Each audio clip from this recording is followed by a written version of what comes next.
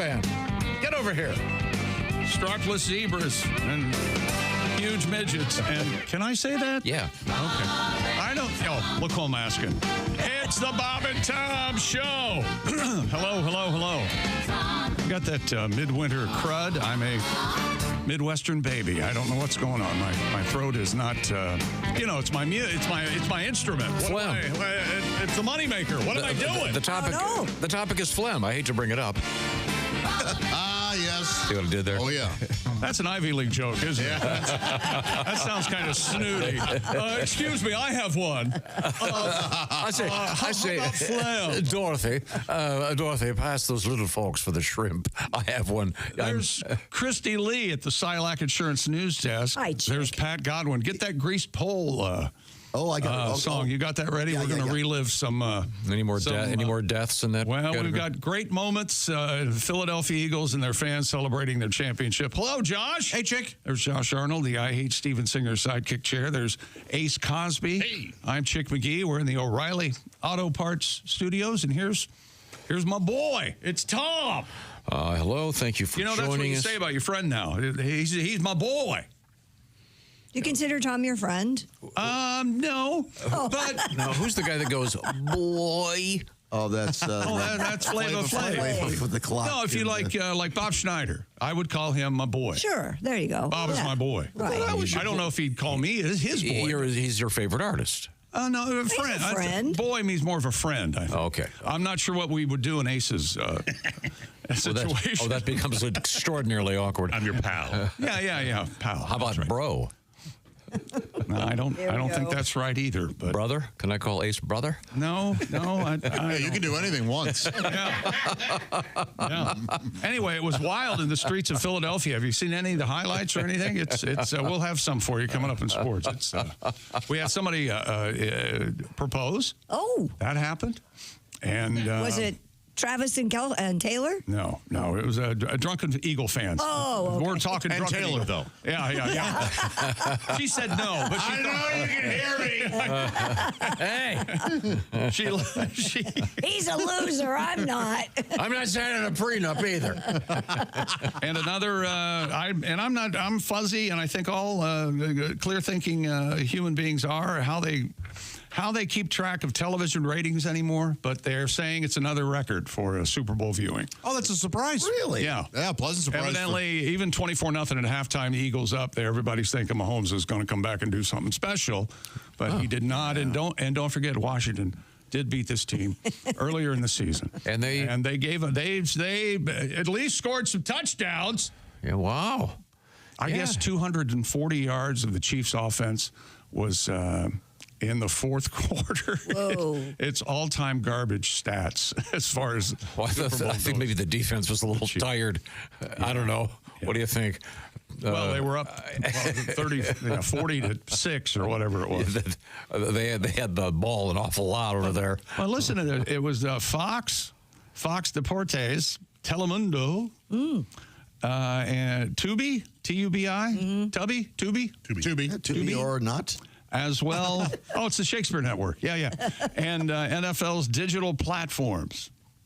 And it's 126 million. The old record was 120. So now it's another 6 million. Now, is Tubi the one that had the commercial with the guy whose head was shaped like a cowboy hat? I believe so. That just grossed me out. You didn't like the cowboy hat-shaped head, huh? I thought it was just weird. Tubi's a network, like a Is Tubi a Streaming service. streaming service. Oh, Thank like you, Ace. Direct Yeah. TV? Have you seen that commercial? I did not see that one. It's that one and the one with the tongue The tongue flying around. freaked me out. But I guess that's good if you remember it. What was it for, though? Oh, I know what it was for. It was for that coffee cream mate foam. coffee mate. Yeah. Yeah, it's like a Ready Whip for your coffee. It was like a good idea. Yeah. I'm not sure if it's probably But that tongue was disgusting. probably 90% formaldehyde, but who knows what's in that stuff? I don't know. I don't think they can sell you formaldehyde in a whip form. You get read the labels. Can you huff it? Yes. Can you do whippets with that stuff? Probably. I don't know. I have no idea. I'm just kidding. A couple quick things. What are we on time here? I have a little bit of a quiz I kind of wanted to try on you guys. That relates to an upcoming story. I don't want to say which one it is, but I'll try to just try this real quick since we're just getting going. What do you think Bascasa means? This is a word in a foreign language. It's Mufasa's brother in The Lion King? Very good. I'm probably pronouncing this incorrectly, I would think, but Bascasa, Basskassa. I don't know. What would it be? And I'll give you a hint. It's a slang term in a foreign language. Bascasa. Okay, I'll give you a different language, a different slang term for the same thing. Okay. Norks. Boobies. Very good, Christy. Really? Look at those I think- Norks. I think when he added the S, because that had to be a couple of something. Right. Yeah, apparently in Norway. They call them Norks. No, Norway, Bascasa, it loosely translates to subwoofers in the world of speakers. Okay. Remember those days when people actually had speakers? Yeah. I want a speaker. And then in Belgium, Godverdamse Mamelazen. I like the accent you threw on that. Who knows what this is? These are impossible. In the UK, a couple of them are a little more obvious. Baps for boobs.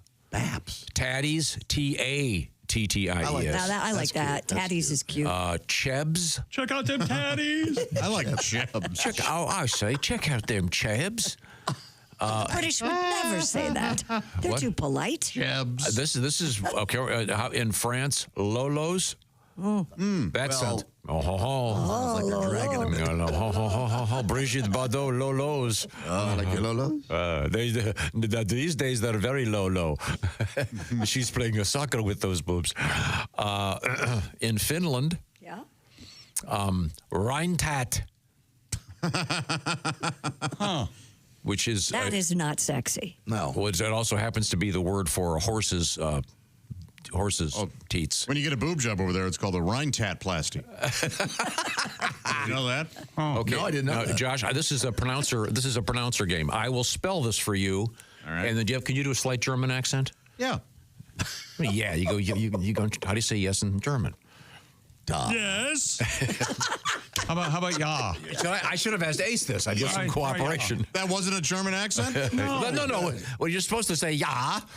Oh, you said, how do you say yes with a German accent? Okay, I thought I said how do you say yes in Yeah. German. Okay, good. How do you say yes with a German accent? Yes with a German accent? Okay. Now I'm going to spell this. Okay. I'm going to spell. I tell you what. I'm going to have Ace do this. He'll at least cooperate. I'm going to spell this one, and I want you to guess how you pronounce it. All right. This is the slang term for the female breasts in Germany. Ready? Yes. You're not going to need a pencil. It's Titten. Titten.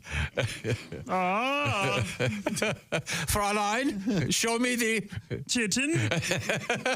Kitten. That rhymes with kitten. Or I'm not kidding. This next one is also in Germany.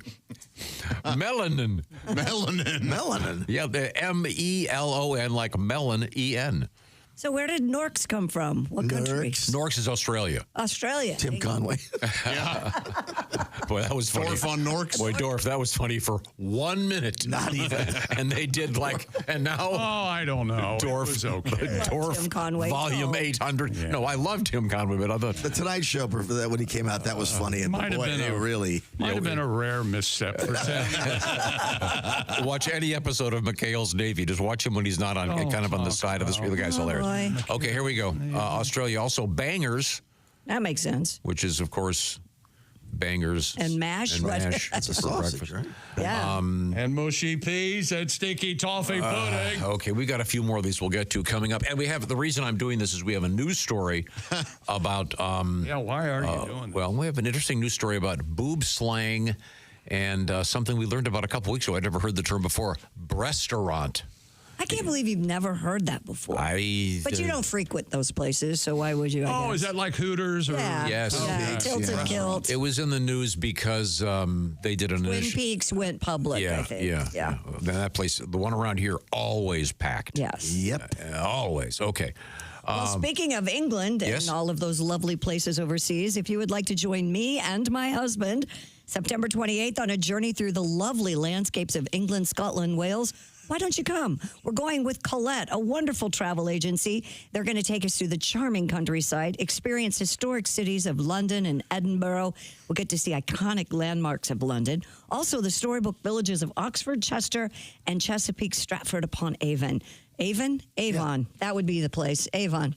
And you'll behold the regal jewels of Edinburgh's castle and visit the medieval walls of York and so much more. I have this letter from Sally. She said, we went on a trip with Colette and it was the most wonderful experience, an experience of a lifetime. Christy, you're going to absolutely love it. You will too, because Colette makes travel easy, including flights, meals, hotels, sightseeing, local experiences. All you have to do is sit back, relax, and enjoy. Don't miss your chance to see Great Britain with me. Call Colette at 800-581-8942 or check out bobandtom.com to learn more. That number again, 800-581-8942 or visit bobandtom.com. And when you go to Avon... Avon calling. I was an Avon lady for about a week. I don't believe that. I was. Get your pink Cadillac. I had, Josh. No, that's a different company. Hang on one second, Josh. Is that a little bit dated? The Avon calling reference? Yeah, I can appreciate it. I had the blue suitcase with all the We'll explain what the hell we're talking about coming up. We are in the O'Reilly Auto Parts Studios, and this is the Bob and Tom Show.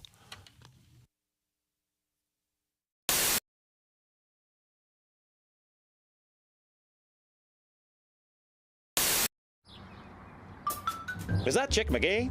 Why, it sure is. Chick McGee, who knows that an annuity from the folks at Slang Insurance Company means a retirement check in his mailbox every month. Chick works on perfecting his mailbox opening technique. Easy, Mr. McGee. Don't blow that elbow out. Chick isn't quite retired yet. He's just practicing for it. Because one day, Mailbox McGee will be taking his retirement the easy way. SILACINS.com. Slang Insurance Company. Hello and welcome to the wildly successful Mr. Obvious Show. I'm your host, Mr. Obvious. Let's take a call. Hello, Mr. Obvious Show. Hello, is this Mr. Obvious? Speaking. Hi, Mr. Obvious.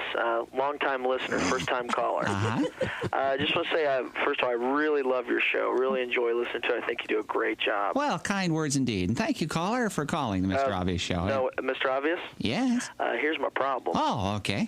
Well, the thing is, I think I got some kind of animal trapped in my house. Oh, yeah, like a pest problem or something? Yeah, well, it's even bigger than that. I think it's some kind of critter that's trapped down underneath my sink somewhere. Oh, my. Now, do you live in a rural section of town?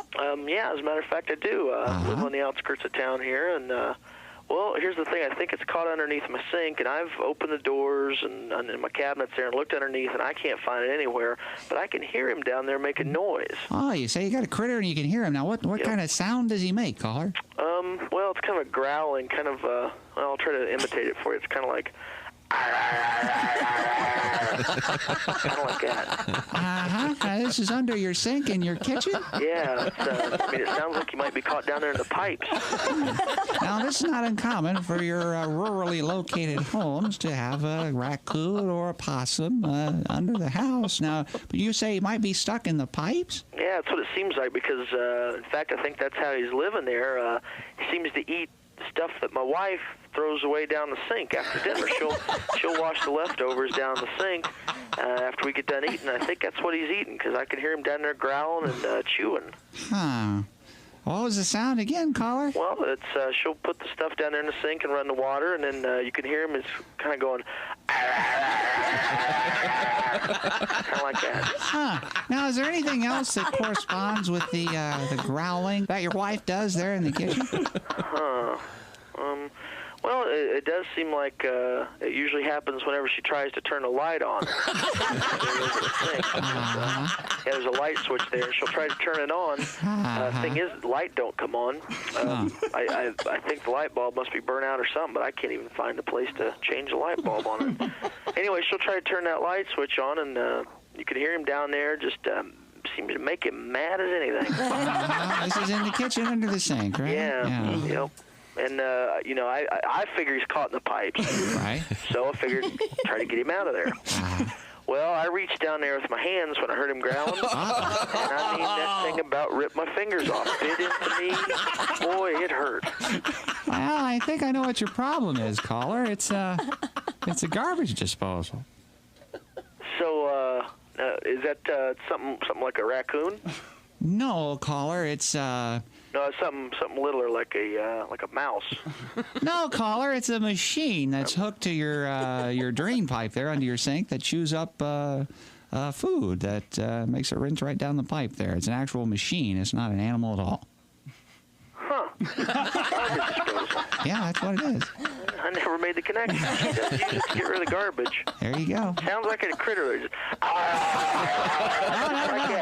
I know, yeah, it's not a critter. Thanks for calling, though, caller. Mr. Obvious? Yes. You're a lifesaver. Thank you. That'll do it for this week's show.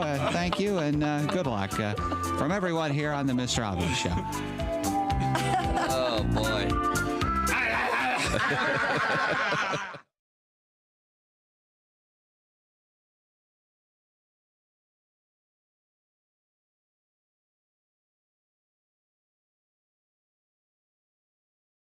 Buckeye fans, Ohio State Buckeyes celebrate the victory. If you're still basking in the glow of Ohio State's win and the college football championships, we've got something special just for you. It's a full-sized, officially licensed college football playoff national championship football, priced at just $129.95. Available only at Nyco Sports. Call 800-345-2868 or go online at nycosports.com. That's NIKCO sports.com. When you become a Bob and Tom VIP member, you get more and less. Wait, what? Which one is it? More or less? It's both. VIP members get more stuff to hear and less commercials to not hear. So Bob and Tom VIP is a good deal? Yeah, more or less. Become a Bob and Tom VIP member. First step, click the link at bobandtom.com.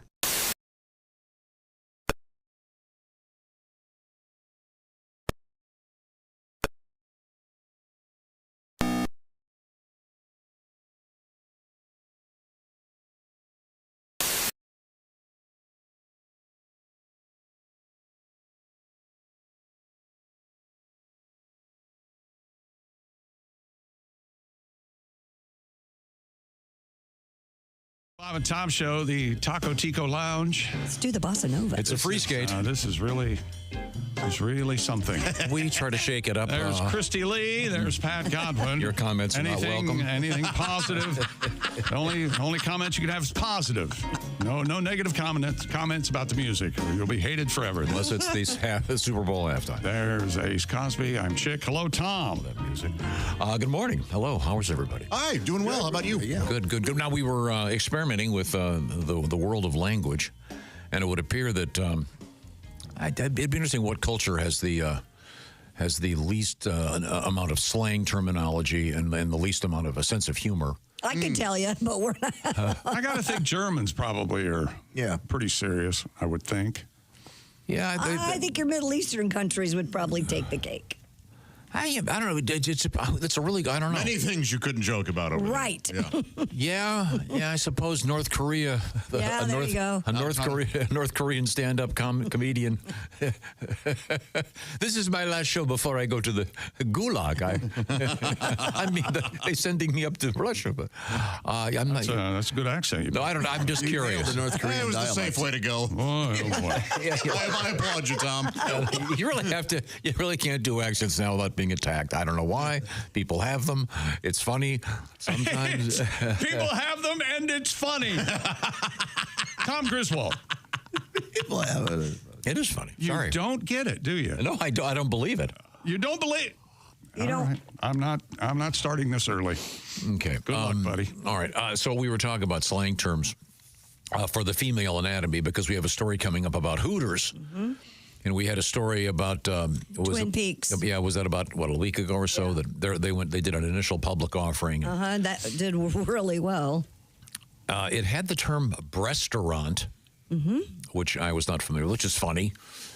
but it said known in the industry as a restaurant. Yeah, I wasn't aware of that either. Yeah, that's a been weird. around a while. It has been around a while. I'm surprised you guys didn't know that. But obviously Hooters. No, everybody just goes, hey, you want to go to Hooters? Or you want to go to Tilted Kilt or Twin Peaks? Yeah. I've never heard anybody Those go, are hey, the let's three go to big a ones. restaurant tonight. And what's the slang tilted kilt? I don't quite. There is no slang per se. They just dressed that way. They wore kilts.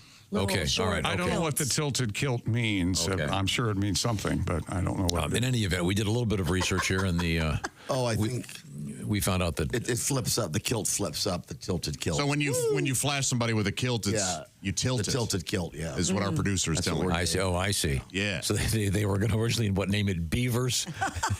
They thought perhaps that was a little bit rough. Subtle.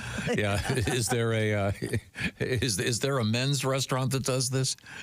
Didn't they try that? Didn't they try I a think Peckers? they did. Yeah, I think try it a was called Peckers. Peckers. Yeah. Oh, Yes. with a chicken, or is that right? Yeah. No. I had always guys. heard that they tried it. And Who would want to go to Peckers? God. I mean, probably gay guys or bachelorette You parties. think? Lustful women. Okay. In any event, we found out that, for example, Yorkshire puds is That's hilarious. In England is a slang term, along with baps, norks, tatties, tatties. In France, lolos. Oh, lolos. I like Fifi's Lolos. In China, according to this pronouncer, it is mai. Oh, my. My. Those are boobs? Yeah, mai. In what? China. Chinese. China. No, that may be Mandarin? Is it Cantonese? Yeah, We don't know. I have no. What about like gongs? That's funny. That's funny. Yeah. Look at those gongs. Once again, it's a titten in Germany. I squeeze your Oh. Sorry, I have to really finish that. yeah, that's the whole idea. Titten is in South Africa, melkan, which loosely translates to milk cans. So there seems to be a theme. This one's pretty funny. In Indonesia, and by the way, I'm sure I'm pronouncing all of these incorrectly. I have no idea. This says in Indonesia, it's kai dao, which means fried eggs. Oh, I can see that. Boy, that is. Boy, the price of boobs just went up in Indonesia. And on this show, we say Indonesia. Oh, that's nice. Thank you, Sean like Connery. Sean Connery. Indonesia. Okay. In Poland, baloney, Just baloney? which apparently translates to balloons. And then this is a weird one. Again, I have no idea how to correctly pronounce this. Moules in Switzerland, which means translates to cheese wheels. Funny. I like it. Well, look at those cheese wheels. Can you? It'd be fun. What'd be funny would be to use these with your friends, like they know what you're doing, and then they're going, "What are you talking about?" Hey, did you see the Yorkshire puds on her? You talk about cheese wheels. Yeah, I don't tittin' see norks. you sitting in a bar with your buddies talking about women like this. No. There was a time, certainly. One might. I Not even. No. I don't think so. Talking like that in that bar. That's what that you're suggest I have friends, which is you You have friends. sitting around You just don't hang with them talking much. about hammers Yeah. with you and the. When was the last time you had a guy night? You and the guys just went out. 1982? I was going to say, I don't know. I was thinking the other day, one of the greatest lunches I ever had was in the Bahamas before a Super Bowl. And I was like, me, Chick, Jack, Thomas. Jack Thomas. We just a bunch Who of. complained about his bill? Wasn't that? Remember that lunch? It was just like this funny, really great time. That's the last time I hung with the guys. That would have been 99? 20 years ago. I mean, 1999. Yeah. Let's move forward here. We traditionally at this time now we have started a campaign of letter reading. Letters. We get letters. We ask you to, and we're working on a special theme song for this. Baby, she wrote me a letter. Can we begin with a compliment to Mr. Godwin? Oh, Absolutely. are you starting? Oh, okay. Go ahead. I got one over here. It's not a compliment. Well, here's how it starts. Dear Turds. Well, that isn't a compliment. And Christy. Oh, so they got the right show.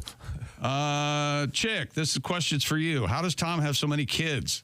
He seems so lost when it comes to mommy parts. That's Marvin from Louisiana. Marvin's right. Thank you, Marvin. Maybe that's why. Yeah. How'd this happen? This is from Laura. Hello, Bob and Tom family. The other day I stopped at a gas station. While in the bathroom, my ears perked up. What should I hear playing on the sound system but Push, Push in the Bush? Either this song is not as obscure and unknown as you all think, or there's a fan working at this West Virginia gas station. Oh, it could be both. Mm-hmm. Yeah, we were... Push. Yeah. This is the meth heads and Molly and the meth heads.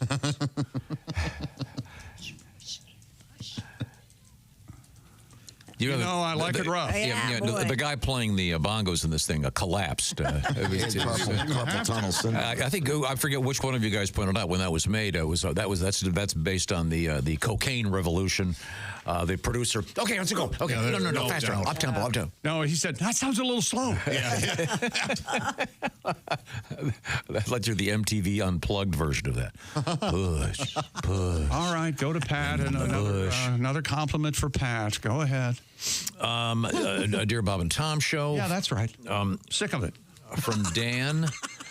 Pat was fabulous on Saturday night. Pat was fabulous. He Let him cured talk. cancer. Let him talk. It was unbelievable. He took a rock and an ashtray and cured cancer. People were falling off their chairs. People were falling.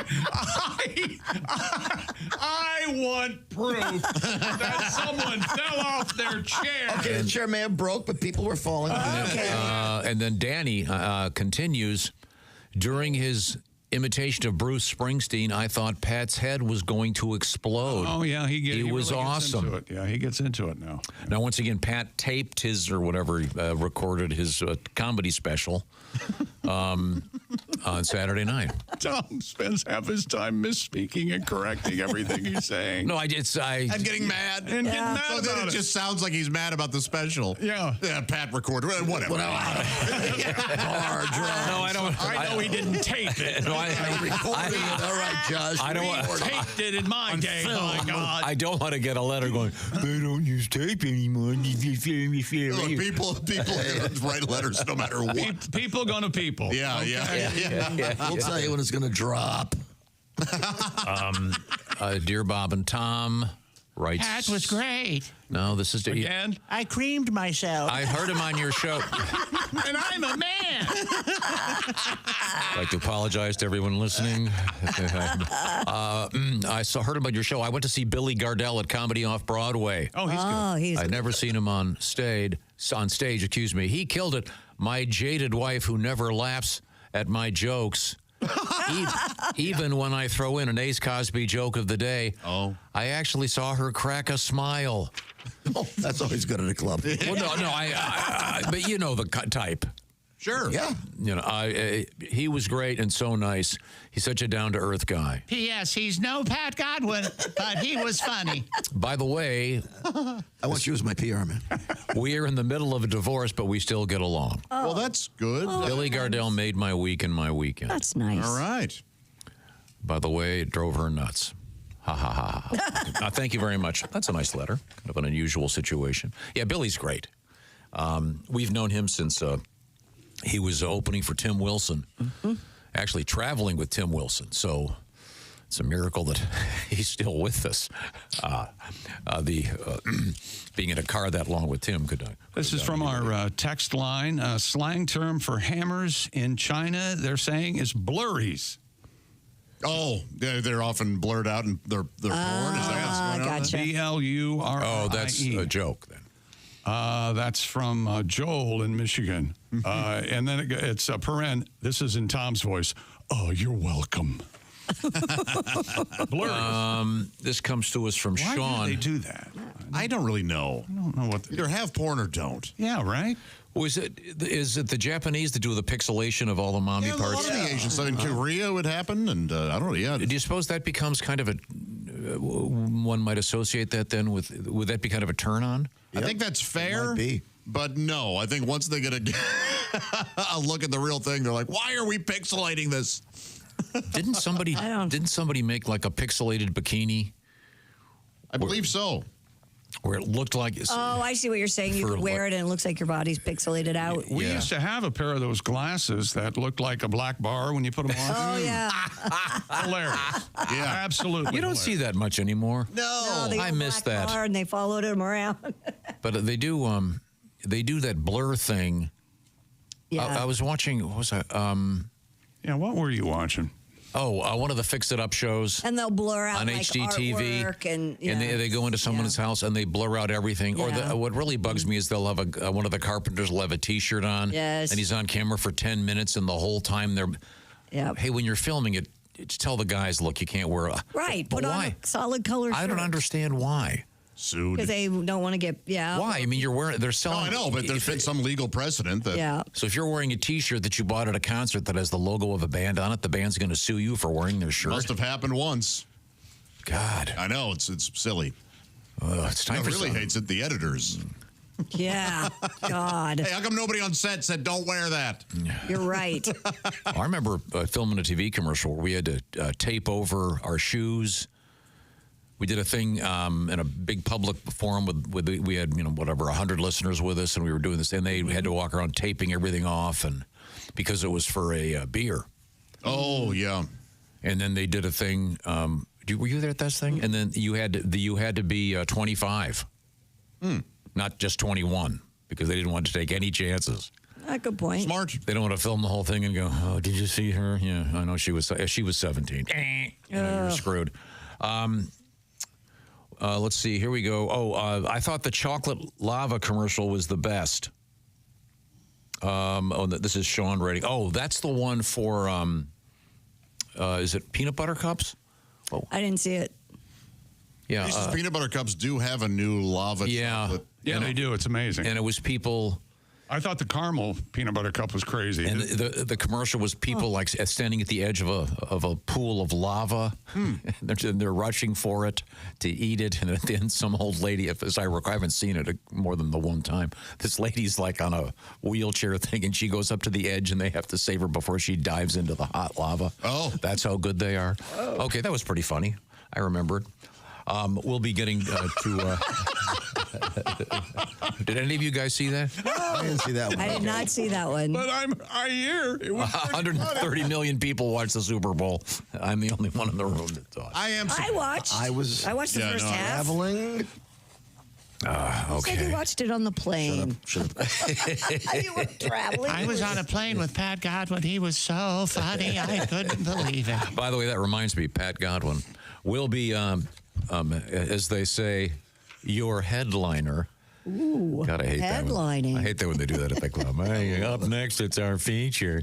You're headlining. Yeah, that really shouldn't happen. You're right. That shouldn't happen. The audience doesn't know. Yeah, I don't care. It's Willie G, who'll be sitting in for me on Friday. Jeffrey Oskey, who's hilarious. And Pat Godwin coming up Saturday night. This weekend, Pat Coslet's annual event. This is always a packed house in Evansville, right? It's a great lot of fun. Yeah. Okay, and get information at patcosletfurniture.com. That's this weekend, this Saturday night. Yeah. And then we've got our big show coming to Iowa. Kelly asked me last night, are you driving by yourself to Iowa? And he said, no, baby, you're coming with me. It's you and me. Only if you put that Waze app in the proper place and don't look at it in your lap while you're driving. He's going to get mad at me, but I so don't care. He got in the shower today and forgot he put his alarm on snooze, and he's in the shower and it goes off and it woke Kelly up. Hell to pay. Oh yeah. Then you got to get out of the shower. You get the floor all wet. You dry your hands off so you can turn the phone off, and then she walks by, pissed. Yeah. Oh boy. I would have muttered, "Well done." Oh no! There's no speaking. It's 3 a.m. There's no hi. Nothing. Getting some rest. Sorry, You just felt the chill. honey. Look, I'm clean. You want to do it? I noticed one of the dogs is over there sleeping. You just felt the cold You breeze should have pass. looked at her out of the shower and go, "Hey, baby, want some of this? Start putting away? What's going on?" 10, 9, 8. Your chances run around, baby. Let's go. 7. Oh, did the alarm bother you? That's how we pay for that. Yeah. Oh, I'm sorry. Did I have have to get up for my job? You think that would have helped? All those are great ideas. No, I get it. She's not going to Iowa with you. Okay, go on. No, I think Pat's going to ride with me. Oh, how fun. It'll take you 18 hours to Once get there. again, we've got to get a recorder on Well, this he thing. doesn't use the phone properly. Oh, we're going to be a little late. We're in Albuquerque. Yeah. He took And a he wrong drives turn. fast now in the new car. Yeah? He never did that. Oh, it's the rocket ship. All right. Scares the crap out of me. Remind me to get new tires. I think I've got the. All right, get new tires. They're kind of bald. Hey, it's time for me to tell you about Raycon. Those fabulous everyday earbuds. They're your perfect partner for the gym, work, phone calls, offering premium audio that goes where you go. And Raycon's latest model, better than ever before. 32-hour battery life, multi-point connectivity that lets you pair with 2 devices at once. And Raycon's quick charge function, just 10 minutes of charging, you get 90 minutes of battery. And Raycons also come with active noise cancellation, starting at just half the price of other premium audio brands. And Raycon's everyday earbuds, amazing colors. You got your royal blue, your forest green, your blush violet, and even more limited edition colors. Be on the lookout for those, including a rose gold. And if you don't love your Raycon everyday earbuds, 30-day happiness guarantee return policy, no questions asked. Go to buyraycon.com/Tom. Get up to 20% off site-wide, 20% off everything on Raycon's website, including 20% off all headphones, too. Just go to buyraycon.com/Tom. That's buyraycon.com/Tom. Thank you very much. Love the Raycon earbuds. They are a great gift. And, of course, you have to buy them Christy Lee style when you do your shopping. That means if you're giving a gift, you, of course, have to get one for yourself. Nice pair of those. They're great for your vacation. And get those overhead, what do you call them, over-the-ear headphones for the kids. They'll be nice and quiet in the back seat doing whatever they're doing, and you can blissfully drive in peace. And they'll be watching something probably inappropriate, but what the hell? They're kids. That's what they do. Once again, our show is, I forgot to mention, Riverside Casino and Resort. Go to riversidecasinoandresort.com for all the information. We're in the O'Reilly Auto Parts Studios. This is the Bob and Tom Show.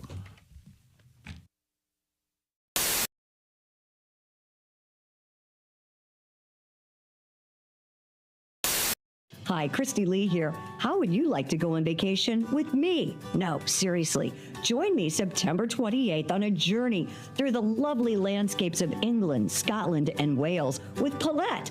We'll travel through the charming countryside and also experience the historic cities of London and Edinburgh. Experience the best of Britain's rolling countryside and bustling cities rich in history and culture. We'll see the iconic landmarks of London. Visit the storybook villages of Oxford, Chester, and Shakespeare's Stratford-upon-Avon. We'll behold regal jewels of Edinburgh's castle and visit the medieval walls of York. This and so much more. The best part? Paulette makes travel easy, including flights, meals, hotels, sightseeing, and local experiences. It's all planned for you. You can just sit back and have the time of your life. Don't miss your chance to see Britain with me. This is going to be a great group and an amazing trip. I already know we're going to have so much fun. Call Colette at 800-581-8942 or visit bobandtom.com to learn more. Don't miss out. Call Colette at 800-581-8942.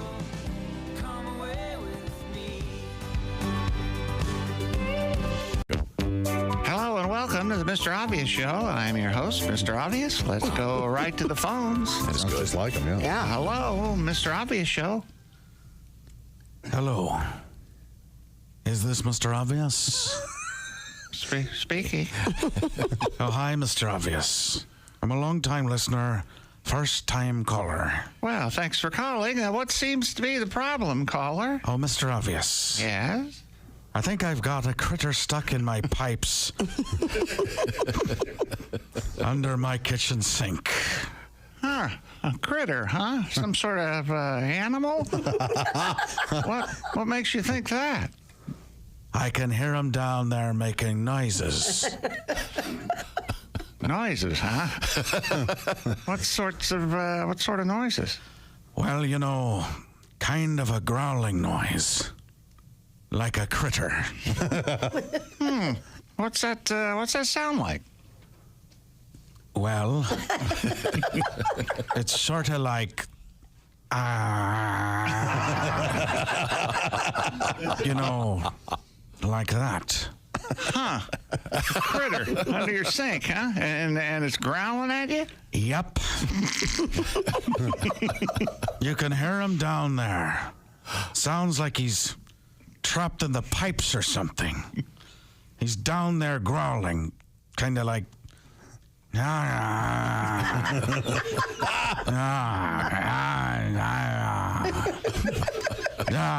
he padding the park? What's going on? I see. So this happens all the time? Mostly it seems like it happens after dinner. When my wife rinses leftover food down the drain.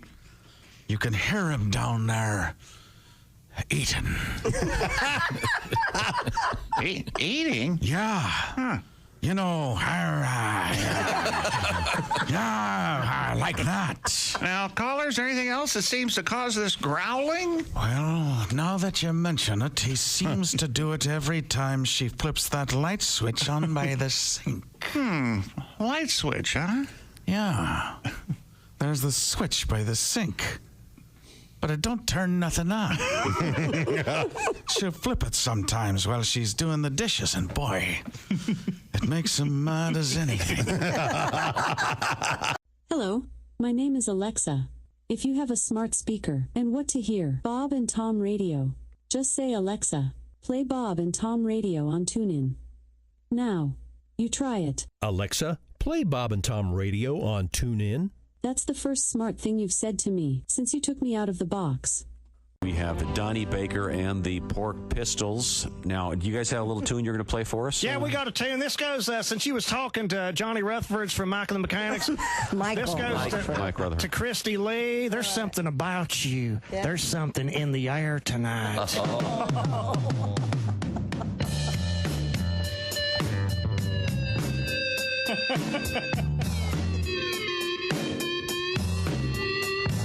Christy Lee's so fire-ass hot.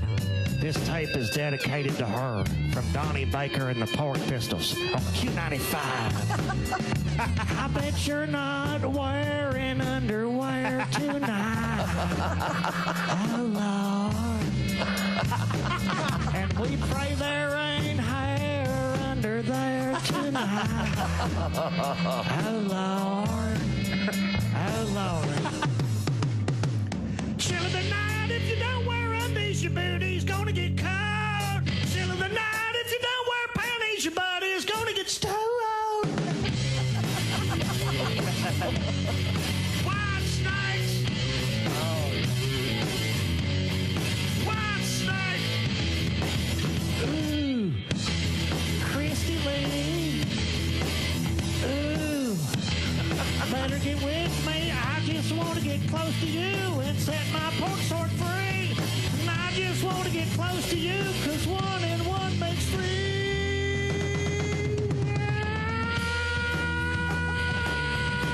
Ooh, baby. Ooh, baby. Chill of the night, chill of the night, chill of the night. It gets real cold, so you don't need planties, Christy Lee. You got Donnie and the chill of the night, chill of the night, chill of the night. Q95 playing White Snake for Christy, and she's sitting in a puddle. And chill of the night, chill of the night, chill of the night, night. Donnie Baker and the Pork Pistols. Bravo!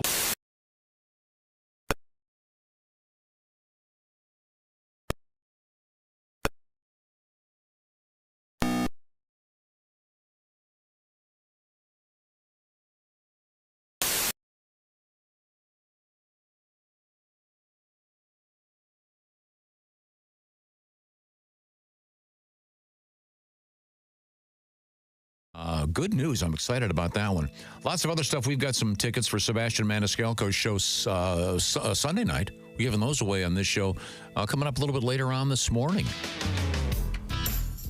Welcome back to the Bob and Tom Show. Christy Lee, Josh Arnold, and Pat Godwin. Just had a hell of a first sip of coffee. No kidding. Yes. Really? Flavorful. What flavor perfect did you temp. choose? I'm a regular black coffee guy. It's black Oh, I thought you. I mean the Where's pot. where'd the roast from? From the pot, so whatever's in that. Oh, yeah, the pot? Folgers. Folgers. Yeah. Fine product there, Folger folks. Folger's Classic Roast. Oh, yeah. Hello, Ace. Hey, I'm Chick. Hello, Tom. Hello, how's it going over there? March 9th is the answer to your daylight savings time question. Oh, okay. Off the air we were talking about when Alrighty, daylight savings time begins. It kicks in. Yep. Coming up, we have... what are we doing, letters? What are we doing? We have slang terms for the female breasts. Yeah. Coming up, we have a couple more letters. About breasts. For God's sake. Actually, this references a story we had yesterday that ladies, you're okay, all right? You don't have to do this one. No, clean it up down there. No, this one really bugged me. Which one? A labia puffs. Oh, yeah, puffing your labia. No, that was, what was this? How did the story go again? Sorry, we have a letter about it. And We do? Yeah. Did somebody have it done? No, they are remarking on one. Here, Bob and Tom, I puffed up my... Some women are undergoing so-called labia puffing in an effort to have a more attractive vagina. According to gynecologist Dr. Shazia Malik, the procedure uses dermal fillers like hyaluronic acid or fat to restore volume to the labia majora. It's a minimally invasive procedure. Well, I don't think so. Designed to enhance appearance by increasing fullness, smoothness, and symmetry. Oh, Christy, how would you like it if a male doctor goes, don't worry, this will be a minimally invasive. Yeah, oh, really? Really? You're going to stick a needle in my... Is this the thing that I was reading this Brooke Shields had done against her will? She didn't know that was a mommy tightening. That was different. She was having some kind of procedure, and when she woke up, he goes, "I did you a favor. I gave you the mommy stitch." Really? Whatever. Yeah. Yes. This is like almost like plastic surgery of the front naughty. It's like getting Botox in your lips. Yeah, exactly. It's like getting Juvederm, a filler. Oh, right. And it's instead of getting it in your lips, you're getting in your lips down there. And it's temporary? Temporary, So, yes. as below, as above. I don't get it, but this comes to us from Mark. He said, I appreciate Tom mentioning that labia puffs was possibly the worst tasting cereal. Is it better than... Uh-oh. I'll mispronounce this deliberately. Clitotrix. Thank you. Yes, sure. Thank you. Greetings from upstate New York. Well, thank you for... Silly, Mark. Clitotrix are for kids. No, they're not. Wow. So it's called labia puffing. Labia puffing. Okay. Probably not necessary, ladies. I can't imagine. And it reminded me of the thing we had for where men were having their scrotal sacs smoothed down with. Also important. And is that also done with Botox? Is that? I think there's actually a surgical procedure you can do with that too. Nothing more embarrassing than wrinkled scrotum. Oh, it's humiliating. I thought it was a steaming or an ironing was the process. Isn't that right? Wow. I don't do that at home. yeah, you don't want to do it yourself. Yeah, set that on low before you iron your sack. I can do some. I'll do some research on. I'm doing that right now. Okay. Smoothing the scrotum procedure. Women were steaming their. It's called scrotox. But doctors everywhere went, "Hey, ladies, do not steam your vagina." Oh yeah. Oh, that was one of those. That was a goop thing. Gwyneth Paltrow, yeah. Yeah. Got to smell up the house. They put Botox in the scrotum. That's how they do the smoothing. And that's the scrotox? Yeah, scrotox. Brotox. That's called scrotox. Oh, scrotox. Yes. That's better. I think and this is this for the gay gents? Is that the any man who wants a smaller or smoother scrotum? Okay. Here it is an article. The headline: Testicular Botox, the latest in extreme grooming. Yeah, it's a silly thing to do. Why did Christy just read that to you, and then you had to find it yourself, and you repeated it? You don't believe anything I say. You didn't believe her. Unless you read it, you don't believe it. But you keep asking us questions. Yeah. This one calls... You realize you don't need us. The scrotal uplift. Hey, Josh, your balls don't look anything over 27. I'm glad you said something. Thank you, Scrotox. There is a scrotal lift. He's right. Who wants that? It's called scrotoplasty. Yeah. Okay, no, this photograph. Topless teeth. This looks like they're all smooth. Looks like a latex glove stretched over 2 ping pong balls. Yeah. Okay. Excess skin removed from the scrotum in order to improve comfort and appearance. Comfort. Yep. Boy, my balls feel better in this tighter sack. They say it's not a difficult procedure and can boost your self-confidence. I wonder if it's because it makes other things look larger. If that's lifted up and tightened I up. don't want my nuts looking smaller. No. Well, I think there is a problem. Some guys have sat on their scrotum. Yeah, you're right. And sometimes the scrotum can pinch and, Mr. Right. Belvedere, famous story about him having to take a couple weeks off his sitcom. Because he sat on his nuts? Yep. What? It's a famous story. So Yeah. Okay. Okay, now this is a different one. A man in New Mexico was awarded millions of dollars in a malpractice payout over botched penile injections.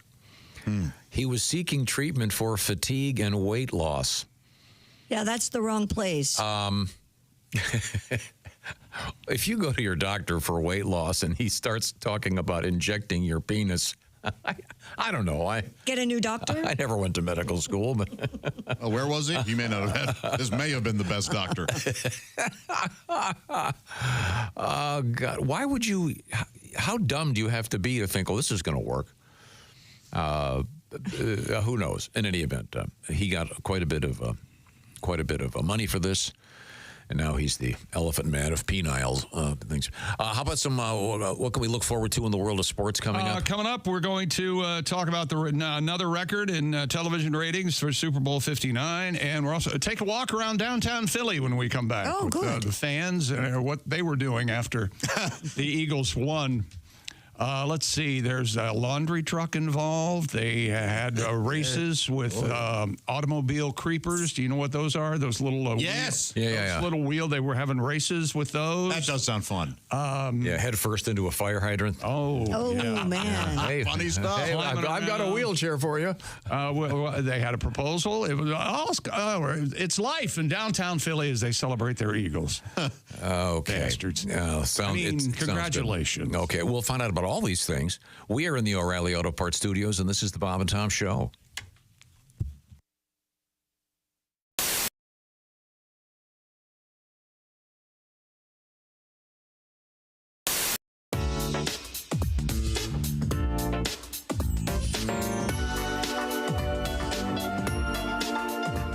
What could make Josh Arnold this happy? Well, he got all his favorite Valentines, the brand new Peacock Teal 24 karat gold dipped rose from IHateStevensinger.com. You could be as happy as Josh. Just go to IHateStevensinger.com. Get one for your Valentine. Ace had nothing to do with this. No, but Ace and I did play donkey softball. I don't care about that. There was a donkey in this building that you and I were leading was that around. I can never remember. Mammoth Jack? A Mammoth Jack. Now, was that considered to be a donkey or a mule? That's a donkey, right? I don't know what the difference is. Don't you get a horse and a mule to make it? Wait a minute. What is it? Horse and a donkey make a mule? Something like that? I don't know. All I know is it's like algebra. I forget how it works. His hang down was unbelievable. No, Pat, you could almost hear the mechanization start when he had to urinate. A semi-famous woman who actually worked here had this gigantic animal rack, and it was the size. It was this bigger than a horse. Yeah, it was huge. And we thought it'd be funny to bring it in the building. And what happened? And but we were concerned that it would defecate somewhere in the building, but we brought it in. We took it all around. We had fun with it. Had picture behind the general manager's desk. Oh, we thought it was so funny. And then we were having a great time. We were on the air. We were on the air, and then we Chick and I took it outside. Yeah, and then what happened? It knew. Somehow it knew to go ahead and pee. Urinated, and it was like a fire hose. Yeah, we never even thought of that. If that had happened in the building, they would have had to replace all the carpeting and half the furniture. Yeah. What was its name? Jack. Jack. That's sweet. What was I don't remember. I'll have to dig it up. But we have pictures. Find out. Turtis. Hey, Turtis. There he is. There's Tom. Look at him. Yeah, there's Tom. That's the general manager's desk. Huge. Look at the size of that thing. It's beautiful. Oh, yeah. You can almost see his dork right there at the back. Oh, yeah. You can kind of see how it's it's real black. He was like a prize mule, I think. Yeah. He's a handsome fellow. Yeah. Well, thank you. Oh, you mean the donkey? Look, Tom, you're wearing the same clothes you're wearing that day. He's got cargo shorts on. Hang on a second. Those shorts? Yeah. No. Same shirt, though. Look at the gut on Griswold. Look at that. Huh? I think the shirt's kind of baggy. Whatever, Is it my Tubby. belly? I never knew you were a Chubbs. Whatever, Chunkles. What do you weigh there? About 350? Oh. You're over 3 bills. Look at that. You're easily 350. You guys are totally being mean now. Well, come on.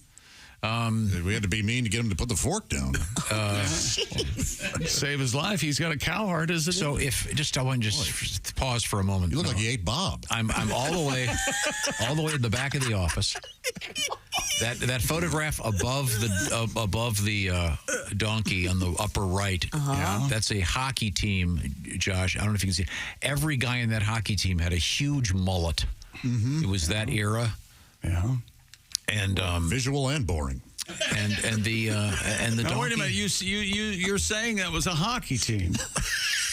And they all had the same haircut. And they Unfortunately, we don't have that. A mullet. Is that desk still in the building? Is that desk still in the building? I mean, this is bad off the air talk. Yeah. We're off the air.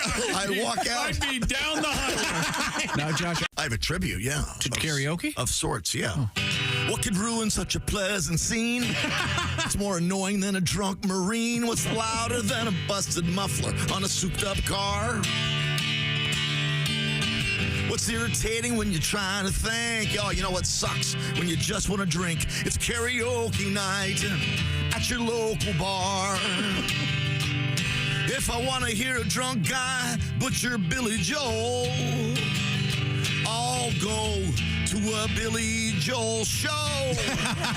Hey. Not everyone's Mariah or Daryl Hall. Some folks were meant just to work at the mall. Pearl Harbor was bad, but the Japanese have gone too far.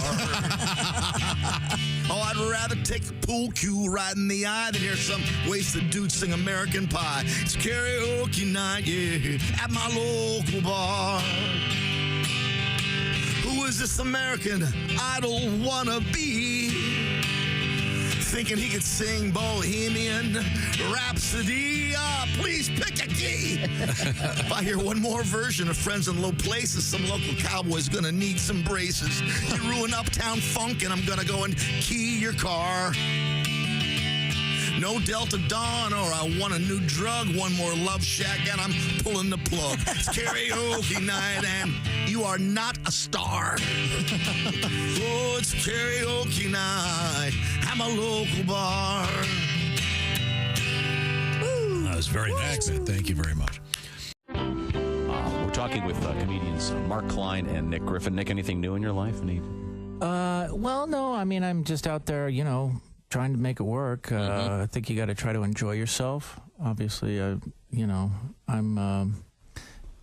a positive guy, very optimistic. I've noticed that. That's what I like about you. Yes. I feel Is this your New Year's resolution? Yeah, I feel like, 2010's your year. No, I need to be more realistic, and I feel like, you got to enjoy yourself in the moment because, in an hour, a day, a week, it's all going to suck again. Because that's life, right? Good, sucky, sucky, sucky. You say that in Japan, and you're going to have a great time. It's true. It's just hard adjusting to the sucky part of life because when you first get to Earth, everything's sweet. When you're a baby, everyone's kissing your ass, hugging you, feeding you, and then boom, acne, erections, calculus.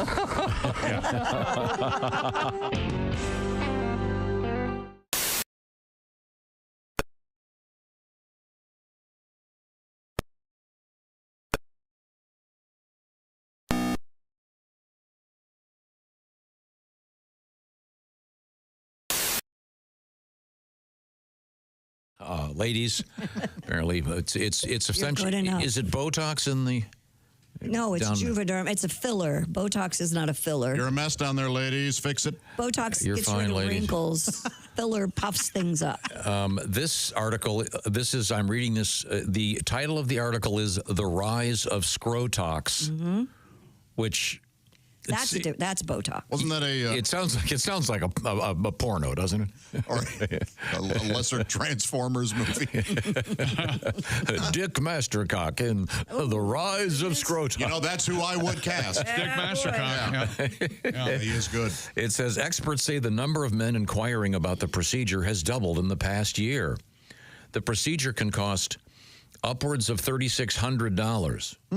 The operation is this is interesting, to ease sweating. Really? Interesting. Is that a problem? You're the one that wears powder down there. Summer sometimes. Okay. Lessen the appearance of wrinkles and make the scrotum appear to be larger.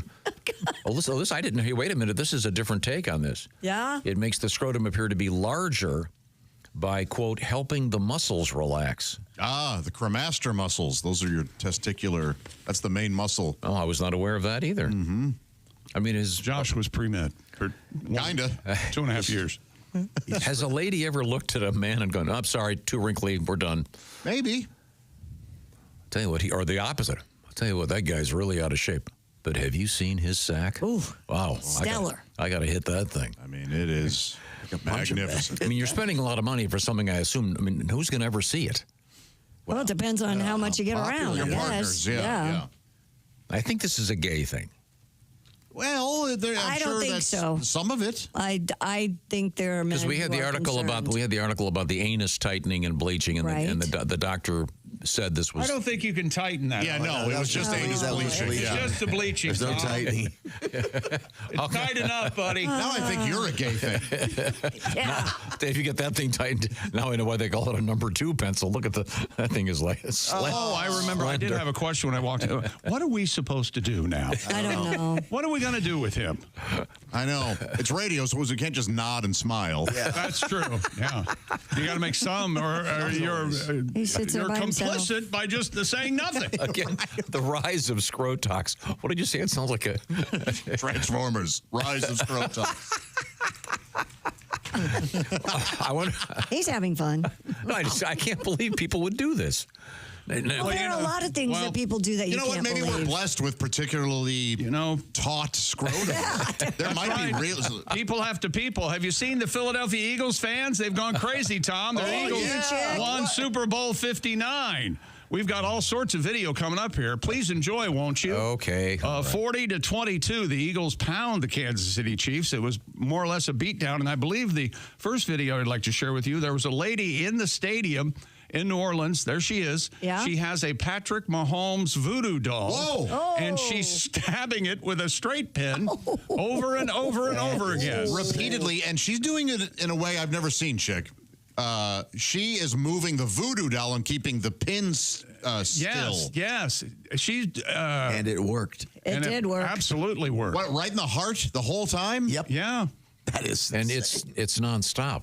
Yeah. It's creepy. Clearly a nervous, some sort of nervous. And what would the tickets for that were? How many thousands of dollars? Many. I don't know. Yeah. Let's go to the streets of Philadelphia, where you'll see some Eagles fans walking around. Oh, here we are. That's also Springsteen's best song. There's a there's a light pole. There's a traffic light. Yeah, traffic light. Oh, there it goes. Down it goes. Down it goes. I tell you what, and they're kicking it. They're kicking the hell out of the stoplight. Fly, Eagles, fly. Oh, that's embarrassing. What the hell? Oh, it's got to be a thrill. Look at how much fun those. Look at how much fun those guys are having. Well, the thing is, the light is still on. Therefore, there's The light has no defense. there's power going to it. Couldn't one of these guys get electrocuted? Well, you know, I bet especially that guy in the Eagles helmet. Even one of the players is doing it. He's wearing he's on the team. Evidently, He thinks he is. He was in. Oh, look at how they're laughing. They're having a great You're time. on video, everybody. My goodness. Well, the smarter ones have hoodies and face masks on.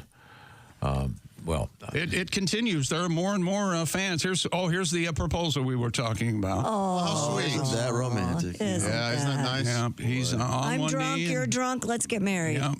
And then they wake up. Well, what the hell did I? he had a ring, so he was prepared. And then you'll see them rush out from the crowd and throw them to the ground and start stomping on them. Yeah, they get kicked. Eagles fans are like that. But boy, they're laughing, aren't they? Boy. She's right by my old apartment. Now, how close to downtown did you live? Maybe 4 blocks on 3rd and Race. Oh, yeah. cool. No kidding? Yeah. Wow. You could have been there celebrating the Eagles. I think we have more, much more. It's crazy. And they do climb the light posts. Oh, yeah. The grease light poles. Oh, here are the races in the parking garage nearby. That's a creep. It's like street luge. They're just throwing other people down the hill. There's no vandalism here. I like this. You're right. That's good, clean fun. Yeah, that is good, clean fun. Oh, guy does a backflip. Yeah, they're having a good time. Broke his arm. God. Drunk. I don't know. Don't try to do a back tuck if you can't. Oh, my gosh, that was scary. They used to set sofas on fire. I don't know. I didn't see any of that. Yeah, but what we got was quite interesting. That's something else. But Kansas City looks a little different. These are Eagles fans who arrived at the stadium with a casket in a hearse. Thoughts on this, Tom? Oh, that's funny. No, it's they're going to open up and show you that inside the casket, they're waiting for Patrick Mahomes. There's a Chiefs jersey in the casket. That is. There, that's where Pat goes right there. Could that be considered a threat? I think it would be. Wow. Good Lord. He does cover his face. Especially they're all ski masked up. They look insane. Now, remember the NFC Championship game when they beat Washington, who, by the way, put up a bigger fight than the Chiefs. I just want to drive that point home. Some guy did lose his life. He fell off a light pole after the NFC Championship game. Yeah. You know what a young Tom Griswold would have been doing? He would have been telling everybody, now, you might get electrocuted if you stomp this light. A younger Tom Griswold would have been selling shirts to those. Oh, yeah. Mm-hmm. Mahomes, my man shirts. Oh, yeah. That would you were the... Woody is a pecker. Woody is a pecker T-shirt he sold on the Michigan campus. Oh, he had a young entrepreneurial spirit. Wisconsin, Michigan. Do we have any? Do you have any more? I think we do. Oh, here's they just commandeered a trash truck in downtown Philly. Oh my God! They're climbing on it, and one of the Eagles fans is at the wheel, and he's just honking the horn. So this is really nothing that they didn't tear anything up. They just they are in Broad Street. Is that close to where you used to live, Pat? Yeah. That's mayhem. It is mayhem. Mm-hmm. And it wasn't warm in Philly. I bet not. Oh, there's Big Daddy. Big Daddy, number 7. Yeah, that's what it says on his jersey. Yeah. Quite a party. Big time party. Now, did Kansas City have any damage? Just mental. Sad mayhem. I don't think so. What if we just saw like 2 distraught people? Kicking trash cans A woman over. saying no to a marriage proposal?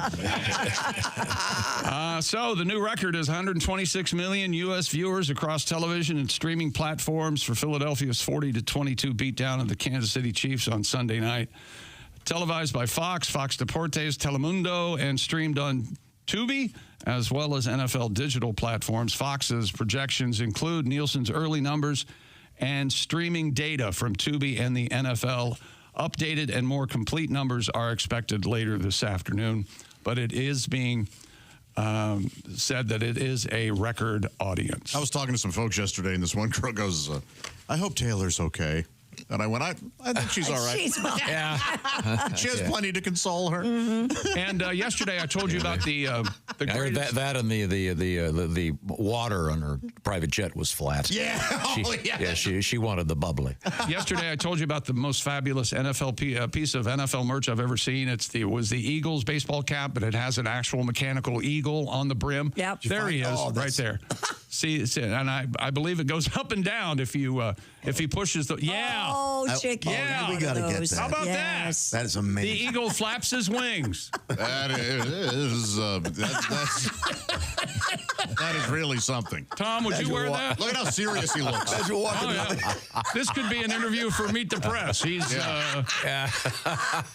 walking in a bar with that. You want to guess? You want to guess how much those cost? How much? $68 a hat. Actually can buy them. Yeah, you can buy it. That's a bargain. It's not a one-off. You think? Oh, that's a bargain. I thought it was a little pricey. I mean, what does a real NFL cap cost? $50, $45. Oh, then You get one that moves. See, look, I've got Courtesy of Chick McGee. Yes. Oh, yeah. Oh, you're not wearing that hat. I've noticed it. You never wear it. No, it's fine. It's beautiful. I'm not taking I got a nice Cleveland Browns cap. Mm-hmm.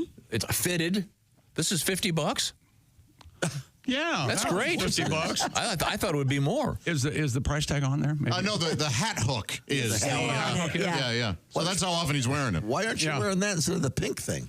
Yeah, the ugly one. Unless you're honoring Minnie Pearl, you're not wearing that. No, it's fine. I'll wear this. He's not going to wear it. Like he's doing me a favor. I'll wear it.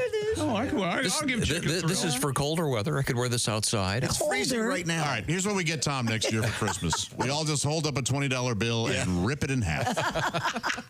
Merry Christmas. I'm just saying, if that's a lovely hat, but for an additional $18, you can get one with an actual eagle on. Yeah. It's not bad. I guess for the Browns, you just get a pile of that plastic turd in honor of their management and their team.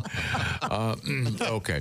Well, thank you very much. Coming up, we have more sporting news. What else do you have over there, Christy Lee? Oh, well, we're going to talk more about restaurants. We have salmon, sperm in the news. We have rats. Watch out. The rats are here and they're not going anywhere. And we have a lot of Valentine's stories coming up, including Domino's, Taco Bell, and more. White Castle having their big Valentine's? I will look that up. They usually do, don't they? Yeah, they'll bring out like tablecloths. Yeah. Right now, Bob and Tom Show, sponsored by BetterHelp.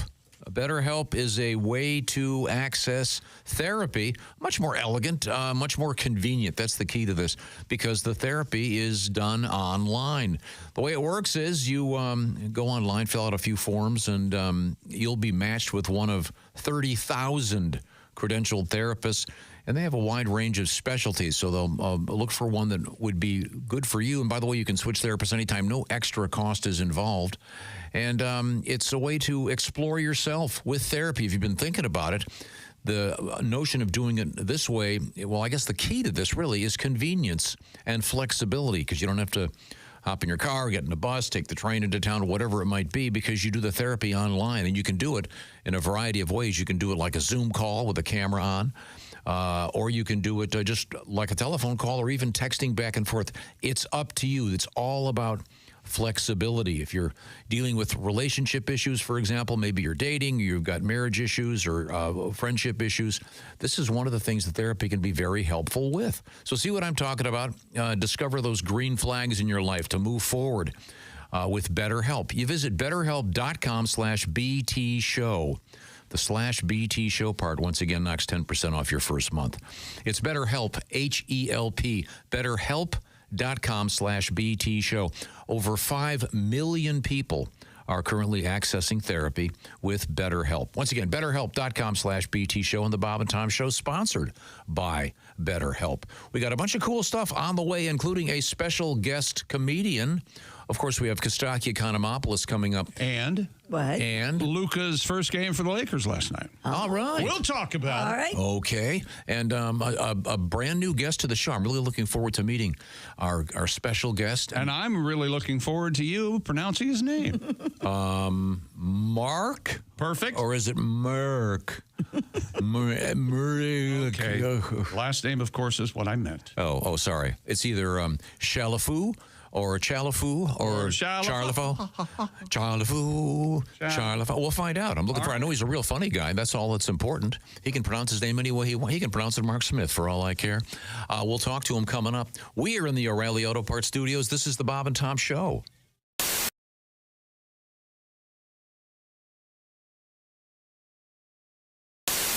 Hi, Christy Lee here. How would you like to go on vacation with me? No, seriously. Join me September 28th on a journey through the lovely landscapes of England, Scotland, and Wales with Paulette. We'll travel through the charming countryside and also experience the historic cities of London and Edinburgh. Experience the best of Britain's rolling countryside and bustling cities rich in history and culture. We'll see the iconic landmarks of London. Visit the storybook villages of Oxford, Chester, and Shakespeare's Stratford-upon-Avon. We'll behold regal jewels of Edinburgh's castle and visit the medieval walls of York. This and so much more. The best part? Colette makes travel easy, including flights, meals, hotels, sightseeing, and local experiences. It's all planned for you. You can just sit back and have the time of your life. Don't miss your chance to see Britain with me. This is going to be a great group and an amazing trip. I already know we're going to have so much fun. Call Colette at 800-581-8942 or visit bobandtom.com to learn more. Don't miss out. Call Colette at 800-581-8942.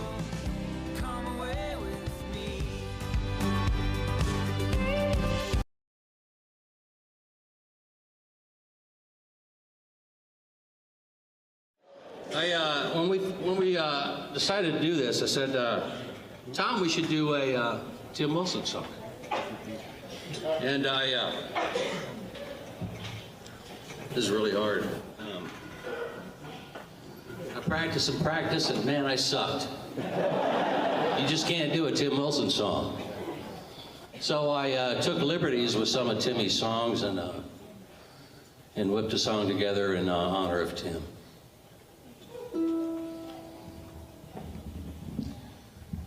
Help me get through this, folks. Can you hear that? Yeah. That's too bad.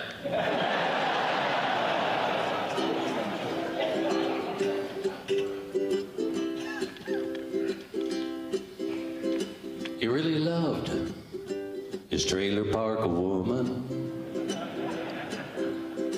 Didn't care much for Dr. Phil. I'm sure he started the church league fist fight, and his ass got tired of Shaquille O'Neal. A big white hat with a black 6-string guitar. Now the heavens have their newest star. Where's my jetpack, he would say. Now he's sporting wings, and he taught Jesus Christ the booty song. We all thought he'd go to Chuck E. Cheese hell with George Bush, George Strait, George Patton, and George Orwell.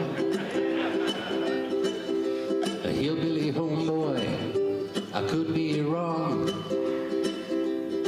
but I know he's tired of me singing this f***ing song. A big white hat with a black 6-string guitar. Now the heavens have their newest star. Where's my jetpack, he would sing. Now he's sporting wings, and he asked Jesus Christ to join his band. They're singing Georgia, goodbye Georgia, Georgia, goodbye, Georgia, goodbye Georgia, Georgia, goodbye.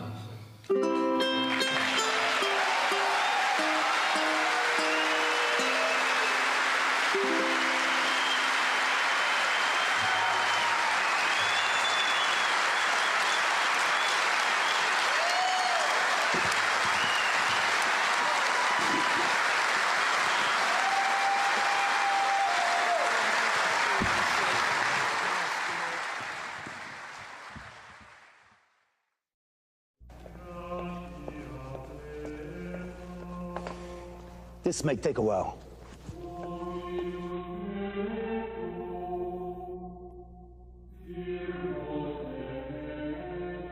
So how'd it go, boss? He said he's heard worse. He says he's heard worse. He says he hears worse every morning. Bob and Tom in the morning. Louisville's classic rock all day on 95.7 QMF. Please forgive us.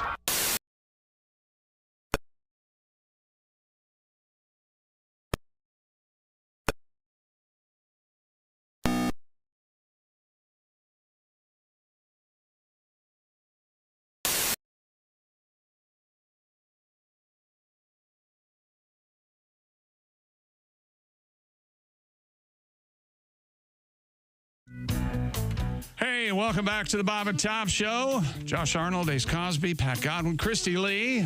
I'm Chick. Hello, hello. Hello, Tom. Hello, Chick. Before we get back to the sporting page, yes. Quick note. Do you remember the story we had last week, Christy? I should have warned you. About? I forget the exact date, but Ozzy Osbourne is reuniting. Yeah, with Sabs. With the Sabs. Mm-hmm. Don't you start doing it. With Black Sabbath, Right. Yes. And it's going to be in England. Yeah, and it's a one-off concert. Part of a big festival, yeah. Yeah, in July. And it's like, what is it, Metallica and... It's a big heavy metal deal. Delamitri and... Delamitri, I love them. Tony Orlando and Dawn. Len. I love Delamitri. I do too. In any event, Dean, our former producer, is a huge Sabbath fan, of course. I didn't know that. Yes, and so when I saw the story, I sent it to him. And he sent me a copy of his ticket. He saw Black Sabbath. I've got a picture. I think we've posted this. If not, I'll get it posted on our social media. This is an actual ticket from 1978. It reads at the top, Celebration Productions and Sunshine Promotions present Black Sabbath with special guest Van Halen. I want you to guess the ticket price. $5. I'm going 12. $7.50. $6.50. Wow. Yeah. Now, the average ticket price now is what? Well, it depends 60, on when. 70, $80 minimum. Yeah. Sure. $6.50 to see Black Sabbath with a relatively unknown Van Halen. I remember seeing Elton John for $5. 1970. I mean, even if adjusted for inflation, I'd have to. It still would only be what, like, would it be $20? And back then, no service charges? Yeah, no, sir. Oh, God, no. Yeah. Festival seating.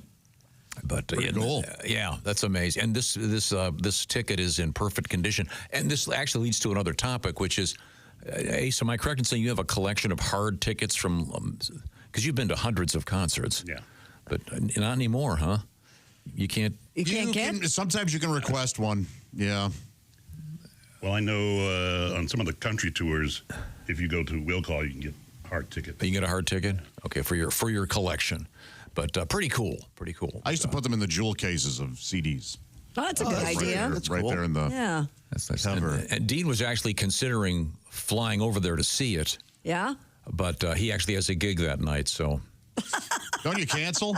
You cancel. You do cancel. Once cancels the Mexican restaurant.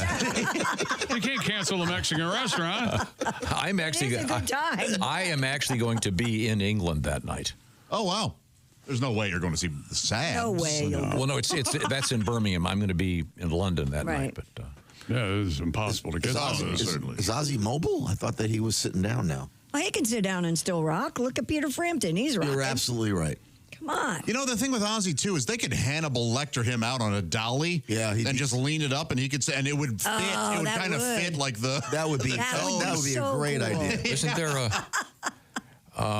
someone helped me with this story. A friend of ours was working a state fair. Was it Johnny Cash? They had to lash to a post to do a... what? Yeah, somebody was really having trouble standing up, and they... The thing with Johnny Cash, though, is Jones, man. Johnny Cash could have been old or 24 when they had to do that. By the way, if you've seen the movie about Bob Dylan, Complete Unknown, the guy that plays Johnny Cash is great. He really is great. He makes Johnny Cash look like the coolest guy on earth. He was one of the coolest guys. Because I'm so used to the old Johnny Cash and who was still one of the coolest guys. Yeah, but I mean, this guy just has a great smile and he just rocks and just kills it. Really appealing. Well, I'll tell you, Bob. There's a couple of those moments. Didn't know Johnny Cash was at Newport. I didn't know that. Well, he actually wasn't. I think that's poetic. He was there. He was there the year before. I was going to say I don't recall that. Yeah, but and the whole premise of that, by the way, is somewhat fraudulent. That's fine if they capture the. Well, I'm glad we're talking about this. No, I mean if you read Al Cooper, Al Cooper, who was there, he said they were booing because the set was so short. That's my favorite part of that movie is when they play when Al Cooper adds organ to like a Rolling Stone or however that starts. It's badass. I forget what it is. Well, the truth. It's all thanks to Al Cooper. I got to check this one out. The interesting story that Al Cooper tells is he had gone there. They kind of tell the story right. Al Cooper had gone there to play guitar, and he got in there, and there was a guy named Mike Bloomfield just getting tuned up, and Al goes, you know something, I'll be over here. He was friends with the producer, and then there was a guy playing, the piano guy went over to the piano, but he left the organ on. And so when the producer went to the bathroom or something like that, Al ran in there, and he wasn't supposed to be playing on that. It was like take 7. Right. And when they counted it down, he did that famous organ lead. Sure. Is this a studio thing for a Dylan record? Yeah, like the Rolling Stones. It's the famous that organ in the intro. That was just ad-libbed or whatever you want to call it. Actually, the real story is they wanted Al Stewart for Year of the Cat. They did. In any event, that became sort of a legendary organ. And Al had never played the organ before, and he goes, I didn't know how to turn it on. But he goes, fortunately, the guy that went to the bathroom or whatever had left it on. So just one of those, and then when Dylan heard it, he goes, "No, wait a minute, that's great. Turn it up." Boy, do you trust the memory of some of these guys? I mean, for him to say, "I had never played the organ before," and then he I think he played piano. Came out of him? Well, he knew that the B3 is actually difficult to play. He probably knew piano chords. Right. Oh, okay, all right. Yeah, okay. that's what. Yeah. And Al Cooper would go on to make a bunch of great albums with Mike Bloomfield, but also, of course, produce, among others, Leonard Skinner. Christopher Cross makes a claim in the Yacht Rock documentary that one of his first sailing, he goes, I just kind of put pen to paper, and after 5 minutes, I had the first couple verses of sailing. I don't know if that's true. Well, no, he says he did mushrooms on some highway. Right, and, somebody else was driving, and he said, the next thing I know, I've written sailing. I believe it. You ever heard Keith Richards say where he got the lick for Satisfaction? Well, sure, but he was on an airplane and he woke up. He'd fallen asleep, but he had a tape recorder going, and he heard dun dun da da da da da. You didn't rewrite any of that, Cross. Well, I don't think America's ever rewritten any of their lyrics. Well, that's because they don't make sense. Yeah, the next word that rhymes we're going to use. You know, I wrote poopy pants in 3 minutes. Did you really? Yeah. Oh, that's amazing. No. See, again, this is tough to. I wrote poop in the water in 2 minutes. I don't know about that. Let's play one of your songs, man. Let's play a song. I'll let you judge. Is this? There you go. See, this is who they wanted. Al Stewart. Al Stewart. No, Al Cooper, Al Stewart. Okay, well, as long as you're here, right? Now, is that the one that begins from a Bogart movie? Or On the morning from the Bogart movie. There's actually some decent musicianship in that song. Oh, that piano part is great. Oh, the beginning. I'll stack that beginning up to any song ever written. Wonderful. But I don't know why I had to mention, but the Johnny Cash thing in that movie, that guy's great. Yep. He really just exudes a lot of appeal, and there's a great car segment. Yes. That made, Christy, I bet you just said the same thing I said. Oh my God, they crashed that good car. Yeah, I did say that. I go, no. And this is the organ beginning. Al Cooper, like a Rolling Stone. Yeah. Yeah, simple little C suspended. That little. Yeah, but no one who's never played the organ before plays that all of a sudden. No, that's what he's always said. I've heard him in a dozen interviews say that. Ew. And you know what else I like about that? Yeah, in that scene, Pat, you'll agree with me on this. That's the one scene where Dylan appears to be having a lot of fun and have a sense of humor. Yeah. And I know some people that know him, and he does have a great sense of humor, but that's the one thing that's kind of lacking, I think, in that movie. Who else did Al Cooper help? Wasn't it Skinner? Yeah, he produced the Skinner. Yeah. Blood, Sweat, and Tears, too, right? Yep. So we're completely off topic, but that's what this show's all about. Can we talk about Ed King now? Oh, man. Long live Ed King. Who's Ed King? Leonard Skinner. He created He had all the great Sweet Home Alabama lick. Yeah. Oh, I've heard it. Wasn't that one of those things where he was just they were tuning up or something? He fell asleep on a plane next to Keith Richards, and he wrote. Didn't Ronnie Van Zant said, "Whatever the hell you're doing there? Wait a minute." Ed King wrote Saturday Night Special, and he was. I love that song. And Ronnie walked behind him as Ed King was playing that, and pretty much whispered the whole song into his ear. Wow. and they had this is Ed King. Wow, wow, wow, wow, wow. And Ed King was like a California kid. He was like in the Strawberry Alarm Clock. Yep. Yeah. You want to see me crack open a bush, slam it, and then cannonball into the lake, start this song. Yeah. I want to hang with Lake Josh. Lake Josh is a pretty good time. Lake Josh sounds fun. Lake Josh. He's crapping in the water. He's smashing cans. Like a black cat do. Oh, my God. Come on. Yeah, that's fantastic. Listen, that's a chunky guitar. yeah. Man, that's great. But he also wrote the Sweet Home Alabama lyric. Yeah. Well, that's They didn't do nothing until Ed King got there. There's your rock history, ladies and gentlemen. Oh, they did plenty of that. Very fine players. Long live Ed King. Did anybody? This is. You can have them. We're going to make this the least linear break in the history of this show. Now what? I'm just wondering if anybody saw the Bud Light commercial with Peyton Manning at the end, where it's the cul-de-sac and they're having the party. Yeah. Did you see it, Ace? Yeah. They got the grill on top of the. Yeah. I'm wondering if anybody. There's a scene in which they sort of take.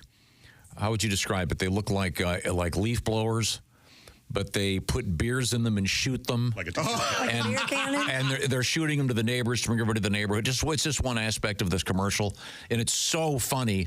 But I'm wondering if anybody is going to actually design one of those. I'm a beer can shooter? almost certain they already have. Yeah, I Really? bet they do. It is so funny. I mean, how dangerous would that be? Yes, how can you get it to fly without exploding the can upon... And then when you open it, it's going to be...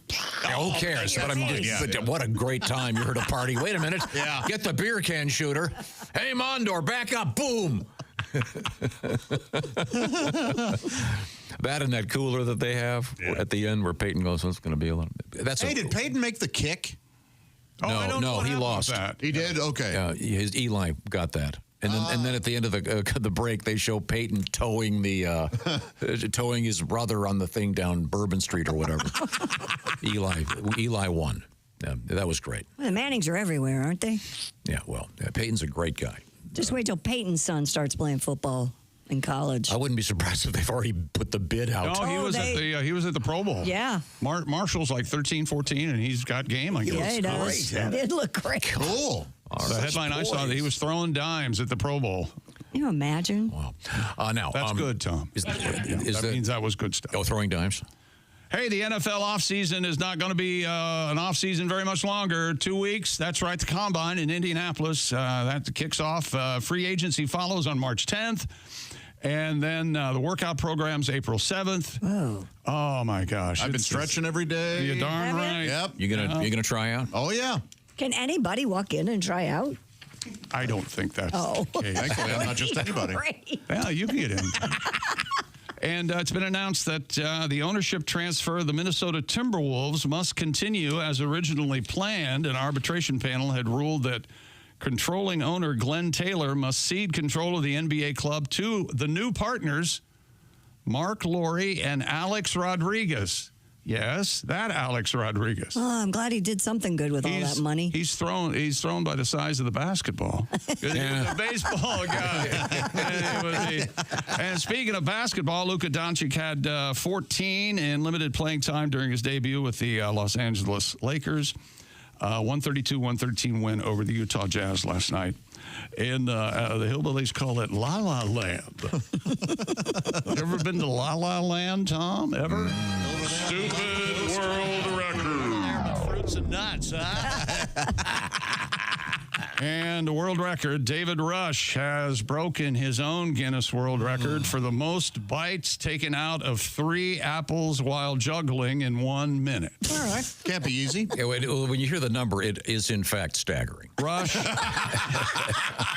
So if you were to hear it, you would stagger. You would be staggered. Yeah. I think the analogy to being so awed by a statistic that you actually become woozy is the essence of what I mean. But I say that it's one of my favorite words. Dave set the record back in 2018, a total of 164 bites. Well, the new record is 198 bites. When's your birthday? November 26th.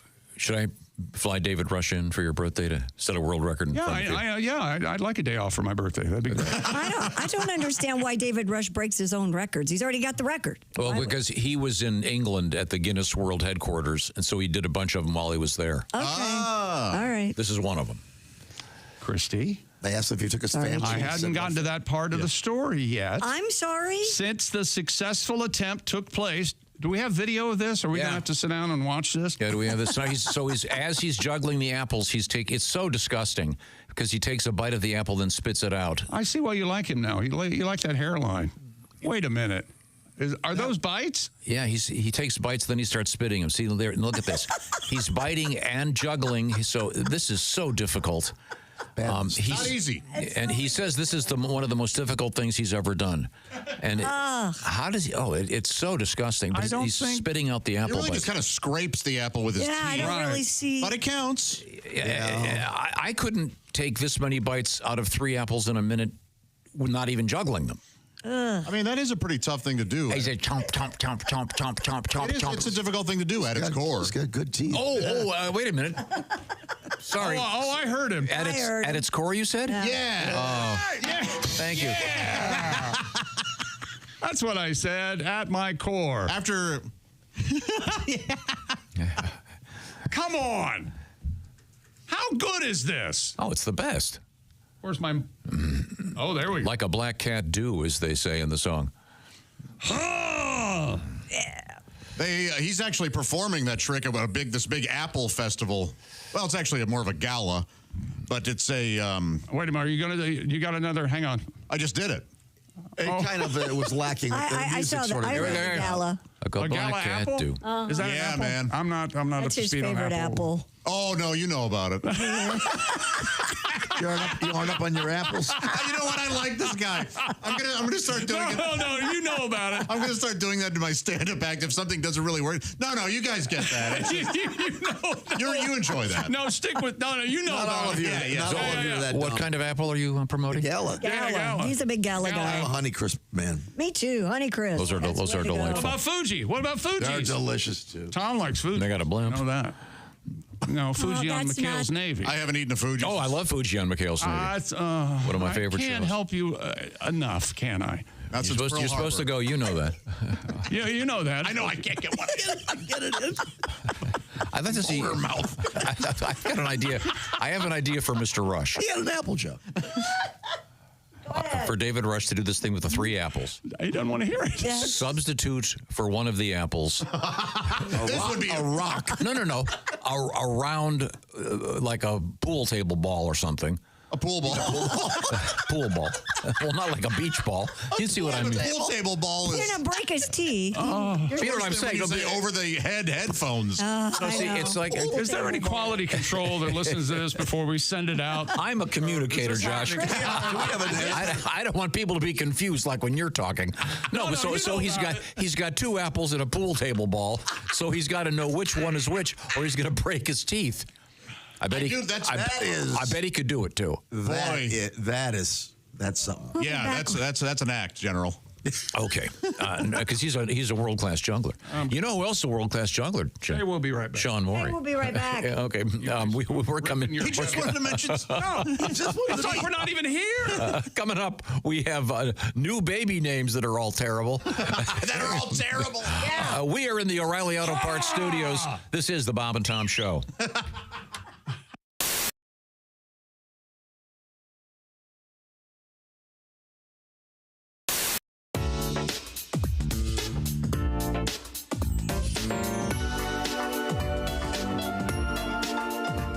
What could make Josh Arnold this happy? Well, he got all his favorite Valentines, the brand new Peacock Teal 24 karat gold dipped rose from IHateStevensinger.com. You could be as happy as Josh. Just go to IHateStevensinger.com. Get one for your Valentine. No, I'm not trying to be critical. I'm just. This is what the Surgeon General is saying. I know. So I think those women who can't are pretty much, by and large, selfish, aren't they? Screw you, chick. Yeah. Don't you wish just once they'd have a day, one day a year, where you could say whatever you wanted in the radio? Just so that one time. I'm over here working, okay? You know what you could do? What? Walk in there and have Dean do it for you. You walk in there, tell Chick what you want to say, and he can fix it for you. A few minutes ago, Chick said something mean to Christy, and she... I didn't. Was that mean? I was Yes, just it making was. an observation. I was saying that some women are unable to breastfeed for a number of reasons, and you said The main reason I can think of is because they're selfish. So Christy She wanted seems very well adjusted Right now. and very Christy intelligent. wanted to respond, and I have great faith in our editor. Me too, because if Christy not, I've wanted lost to my respond. job. We now have the response. Okay, go ahead, play it. Hey, chick, you. You've never had to breastfeed. You don't know what it's like. You're a ignorant, stupid son of a So shut your mouth, you stupid ass. You know, that last beep could have used a little more word. A little less a little less, and not so much hole. A little heavy on the hole on that one. We're ready if you are, Chick. Do you want to? Heck yeah. Okay. Why not? Wait a minute, I have a question. Are we just going to do this right in front of everybody? And Doctor, I assume you just go in with one finger. Is that correct? Yes. Okay. Yes. I got to warn you, Joyce left the lube in her car last night. Oh, it should be good and cold. Funny stuff. Oh, yeah. Wow. You know, it's always cold lube. Why don't they? Yeah, they should use a warming lube. Sarah, start playing the violin. So we can't hear the screams. Right. Do you know the theme from Deliverance? Yeah, I'm ready. Okay, you do the play-by-play. Okay, here we go. Oh boy. When you become a Bob and Tom VIP member, you get more and less. Wait, what? Which one? Which one is it? More or less? It's both. VIP members get more stuff to hear and less commercials to not hear. So Bob and Tom VIP is a good deal? Yeah, more or less. Hey, looking for the link to sync with Bob and Tom VIP? Yeah? It's right there at bobandtom.com. That's why you're single. That's all. What? Are we? Wait a minute. I'm sorry. We're back live. Back with that. Not your tongue. He was talking about me because I went like this. No.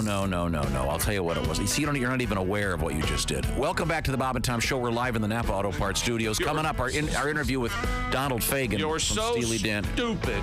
You don't know what you're saying. No, we're trying to make conversation. Just before the mic's open, Josh goes, "Hey, my toilet seat's on the way." Yeah, that's right. He's excited about it. Right. It was something we had discussed. Did you hear what Tom said? We were trying to make conversation. Tom doesn't He didn't have speak a conversations. word during that break. He They doesn't kept say his anything. headphones They on. invented the phrase, he talks at me. You, yes. I thought it was. I mean, Josh. Okay, you're on a first date. Let's just say, and there's some nice music in the background. You're at a nice restaurant, and the waiter comes up. You order some sort of cocktail. I assume. What's your beverage of choice? I might have a tequila and a beer. Together. Beer. Sure, there you go. Beer and shot. Why not? As you can What see, he's thinking is here. You don't look like an alcoholic. That's what he's thinking. Oh no! I think he looks like one. And then farthest from the truth. But go ahead. And then this young lady orders something, and then you say, as a conversation starter, "Hey, my new toilet seats. I just got a thing from Amazon. It's on the way." And then she goes, Yeah, I'm sure that's what you would do. Waiter, could I get an Uber? I've got to get out of here. I have a thing. My God, the way your brain operates. I know, it's amazing, Fascinating. isn't it? Mm-hmm. So your new toilet seat. Something you want to tell us why? Well, we were talking because I'm tired of my vacuum cleaner, and Christy and I were talking about vacuum, and I'm going to order the one she has. Yeah, you're replacing your vacuum. I love my I'm vacuum. tired of mine. And so to enter the conversation, you said, "Wow, that's really interesting. Hey, my toilet seat's on the way." Because the other day I mentioned that I broke it. Josh, I love you, but I think he might be right. Fair enough. I'm just saying it's kind of a conversation killer, really. I knew we only had 4 seconds left in the break. It's kind of a funny thing. I thought I would. Yes. You know what? I thought I was bringing up a topic that you would enjoy. No, discussing. I get Josh. I know what he was trying to do. Okay, sir, I didn't understand. I hate you. Ladies and gentlemen, it took just over a year, but about 6 months longer than I had in the pool, but it finally happened. Oh, you had the under. I would have taken the under too. Josh now openly hates Tom. I had the under myself. Congratulations. But that wasn't. They said I couldn't play because I couldn't violate. I was part of the team that launched the first low salt, low sugar peanut butter into the category. It was called Simply Jif. It was targeted towards diabetics. I wanted to call it Type 2 Peanut Goo, but yeah, of course you don't feel good, Greg. You ate an entire rotisserie chicken at 11:30 at night. You shoved the whole thing in your fat face in 6 minutes, Greg. I think he ate the rubber band that holds the lazy on it. I mean, come on. My birth certificate? That document is 54 years old. I also don't have the Declaration of Independence. Because I don't know if you've ever seen an organic peanut butter kid go off the deep end. It is not pretty. Okay, these kids, they spend 18 years eating it, then they go off to college. They have one bite of a Jif sandwich. 6 weeks later, they're passed out on a park bench with Nutter Butters all over their face.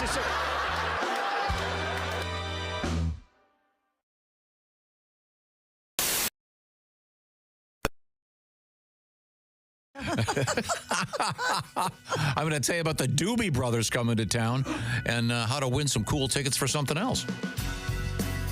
Welcome back to the Bob and Tom Show. It's Josh's fault. Just happened in the break room. Life with Tom. He looks at Pat and he goes, maybe you can bring your son over and walk my dog. That's what he said. Yeah, I'll give you a treat, you know? Yeah, come over and walk. His son likes dogs. I said he can come over and walk the dog with me. I thought he had a dog. He has Maverick. That's actually his sister's dog that he gets to play with his mommy's. Okay. Is it mommy still? Yeah, it's still mommy. Yeah, I don't care for that. No, I mean, I say mommy. My kids say mommy. I still call me mommy. I call her. I call my ex mommy. Oh, Nope. I like it. Is that right? Yes. Let's call her not get mommy? into this because I will get you into trouble. Yeah, sure. As we move forward. Hi, Tom, we're back. Thank you very much. We are in the O'Reilly Auto Parts studios. We're going to check in with Christy Lee. She is over at the Silac Insurance news desk. But first, have we polished off sports? Yes, Tom. Damn it, yes. Amazing. I want to make sure we were done because you know how moody Chick gets if we don't get all of his stories in. Yes, that's why I'm moody. You're right. It's not working with you for 40 years. It won't make you climb up a pole and crap yourself. I can tell you that. Climb up a pole. Well, speaking of climbing up poles. Pat, are you going to do that tribute song? Oh, Grease Yeah, Light. we went past it and I had thrown it away. Okay, Here somewhere. well, we don't have to do it. Yeah, we do. Come on. Give me a second. We had another Boy, this is pole climber. Well, Pat had told me. I'm not. No, Pat, I'm on your side. No, we went past it. There it is. Oh, that is funny.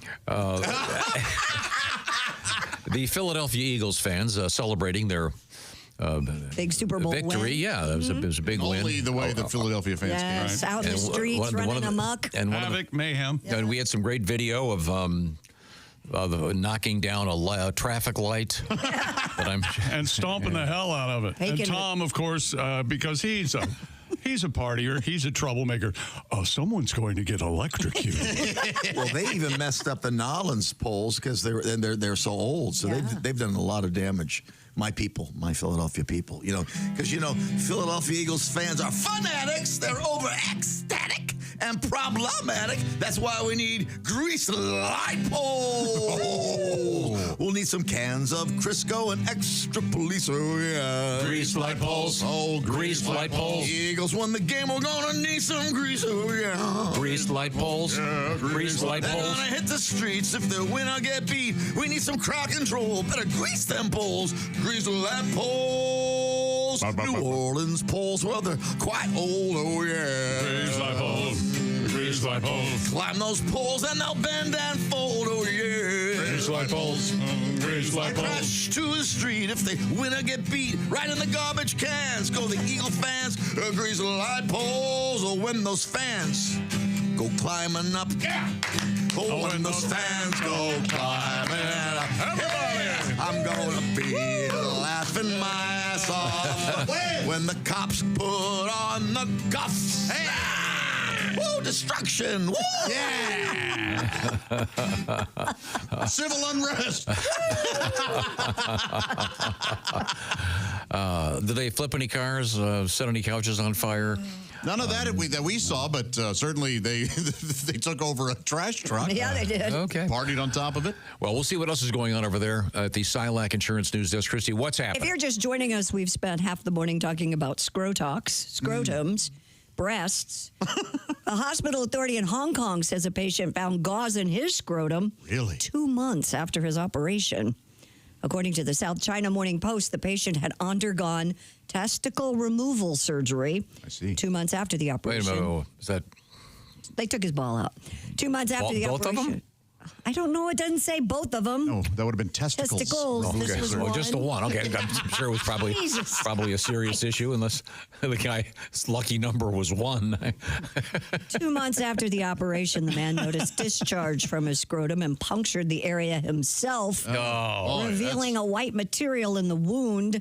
Two pieces of fragmented paraffin gauze measuring a total of nearly 10 inches later retrieved.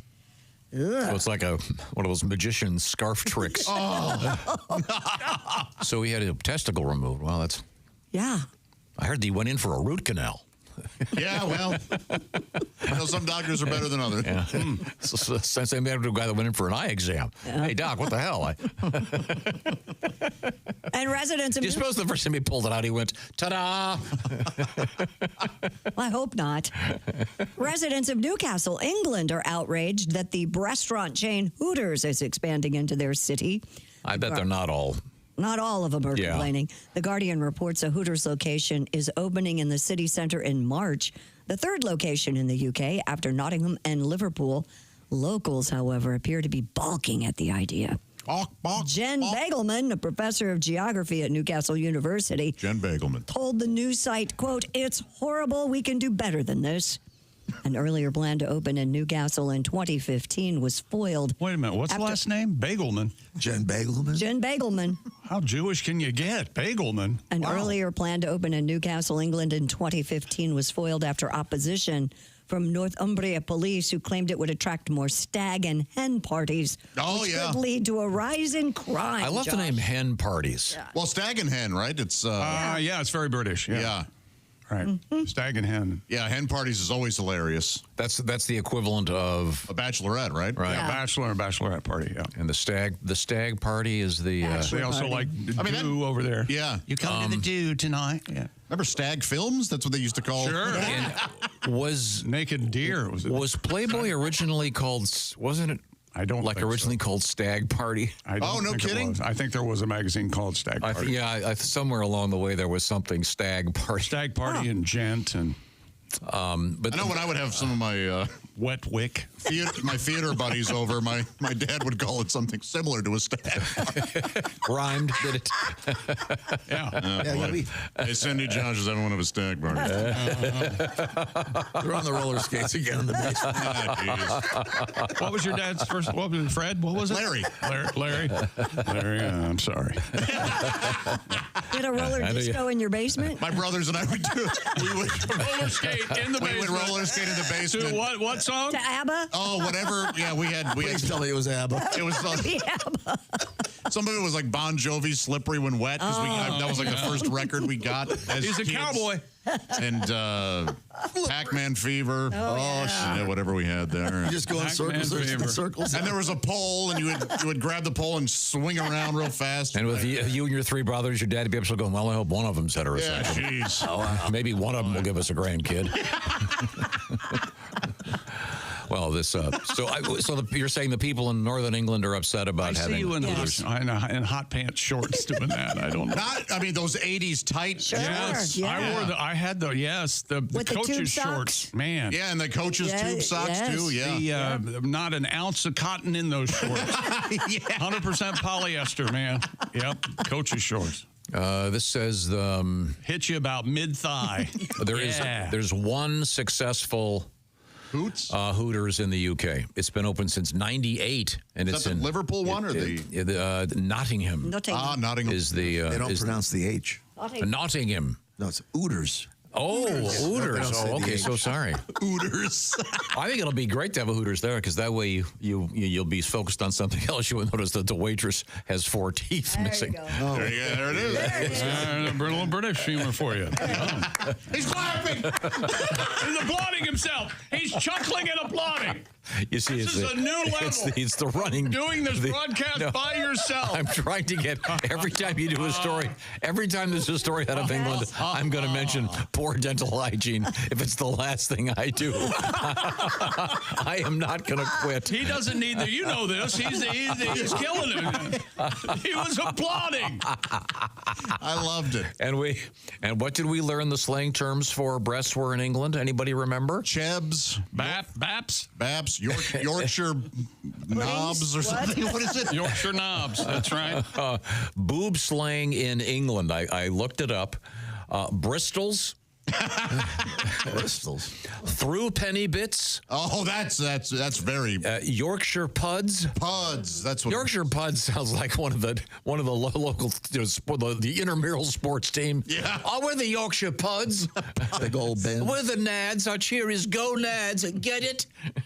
Yeah. Hey, the Norks. Costaki. Wrap it up, Clowny. Tatties. Coming up.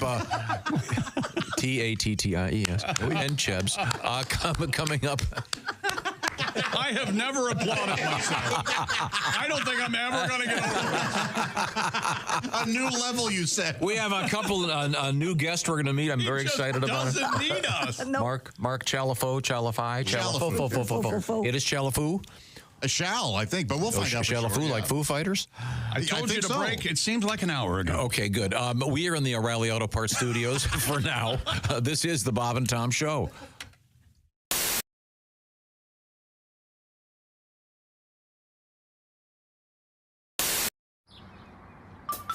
Is that Chick McGee? Why, it sure is. Chick McGee, who knows that an annuity from the folks at Slang Insurance Company means a retirement check in his mailbox every month. Chick works on perfecting his mailbox opening technique. Easy, Mr. McGee. Don't blow that elbow out. Chick isn't quite retired yet. He's just practicing for it. Because one day, Mailbox McGee will be taking his retirement the easy way. SILACINS.com. Slang Insurance Company. Hi, everybody. We're at the Indiana State Fair at the Dairy Bar, my favorite stop, my first stop here today because we had to get some delicious shakes. While I was waiting for Josh to get here, I noticed that I probably am skewing the median age. On an off day at the fair in the middle of the week, it's either 80 or 5. Yeah. Either way, there are a lot of strollers. And we're eating some milkshake. Christy got the chocolate. I got the vanilla. Should we do that thing where we do the flavor kiss, and get a mix? Oh, what do you mean? I thought you were going to do like we were married and do this. Oh yeah. I'm now going to sell this spoon on eBay to the creepiest listener because this was in Christy's mouth. That is so. Okay, so Josh, we're about to walk into the Midway at the Indiana State Fair, and I know we should probably ride a ride together. I want to ride the Crazy Mouse. I want to ride the log flume. I can't ride those. Why not? Are you afraid? Yeah. The only thing I like is the Ferris wheel.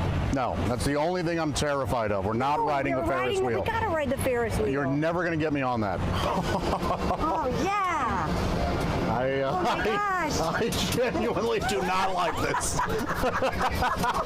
Oh my God, you hear it? Fine. Oh, we're stopped. We are stopped. Look at this lovely view. We can see the Coliseum. Oh man. You can see the track where they, have some racing. And I'm sure. You can see the Midway. What a beautiful I can see Midway. downtown. You can see downtown. That's right. Oh, I can't take it. I don't know. I mean, there might be one way to relax a little bit. Okay. Sorry. I'm not here to make you feel better. I'm just grateful that you decided to ride this with me. I don't know, maybe we're stuck up here. We haven't seen you move for a while. Yeah. Oh, here we go. Oh, I hate the way it moves. I can't take it. I feel like we are going down. We are. See? Now we're going back out.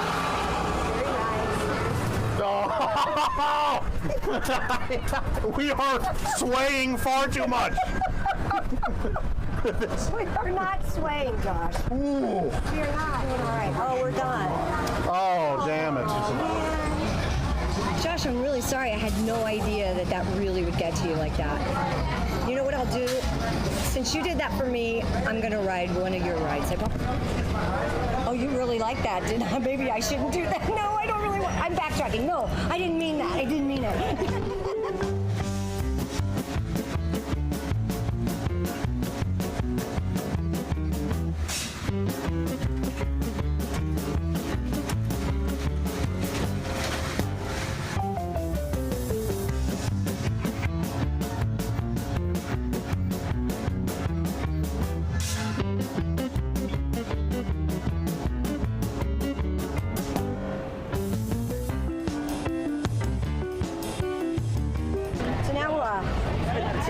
here before, Josh. We're on the shuttle.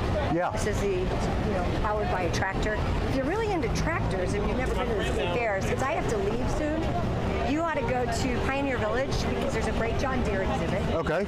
Also on the other side, the FFA has a wonderful little barn, and they've got little goats and little sheep and these really cool Indian cattle or something.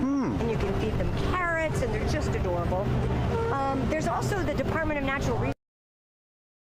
You can see some pretty interesting things. Oh, I'm going to see all of it. And don't forget, you've got all these wonderful food vendors that we haven't even hit on. I mean, what do we get? Pork chop? I'm not too worried about that. I think I'm going to stick with most of the We pretty much ate a lot. Yeah, I'm going to stick with the things I can see.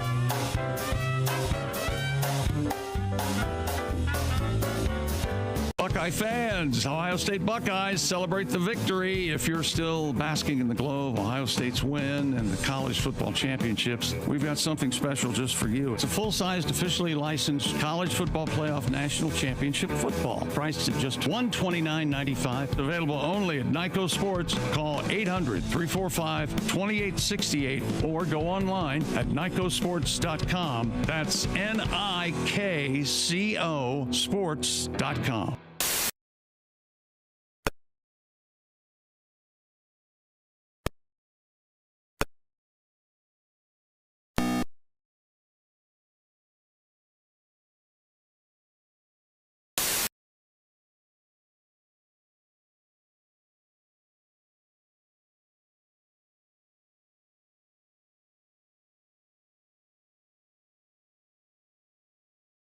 For something on Q95. $1,000 an hour. Coming up, Sebastian Maniscalco tickets and an announcement about the Doobie Brothers.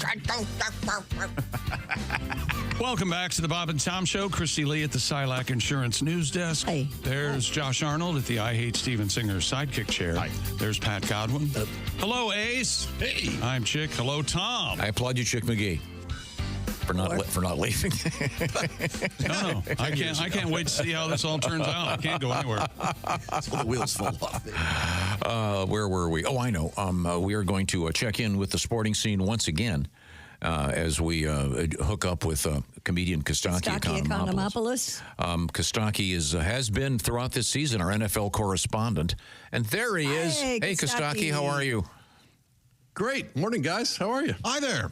Now, did you watch the entire Super Bowl and pay close attention to all of the things in the game and the commercials, et cetera, et cetera?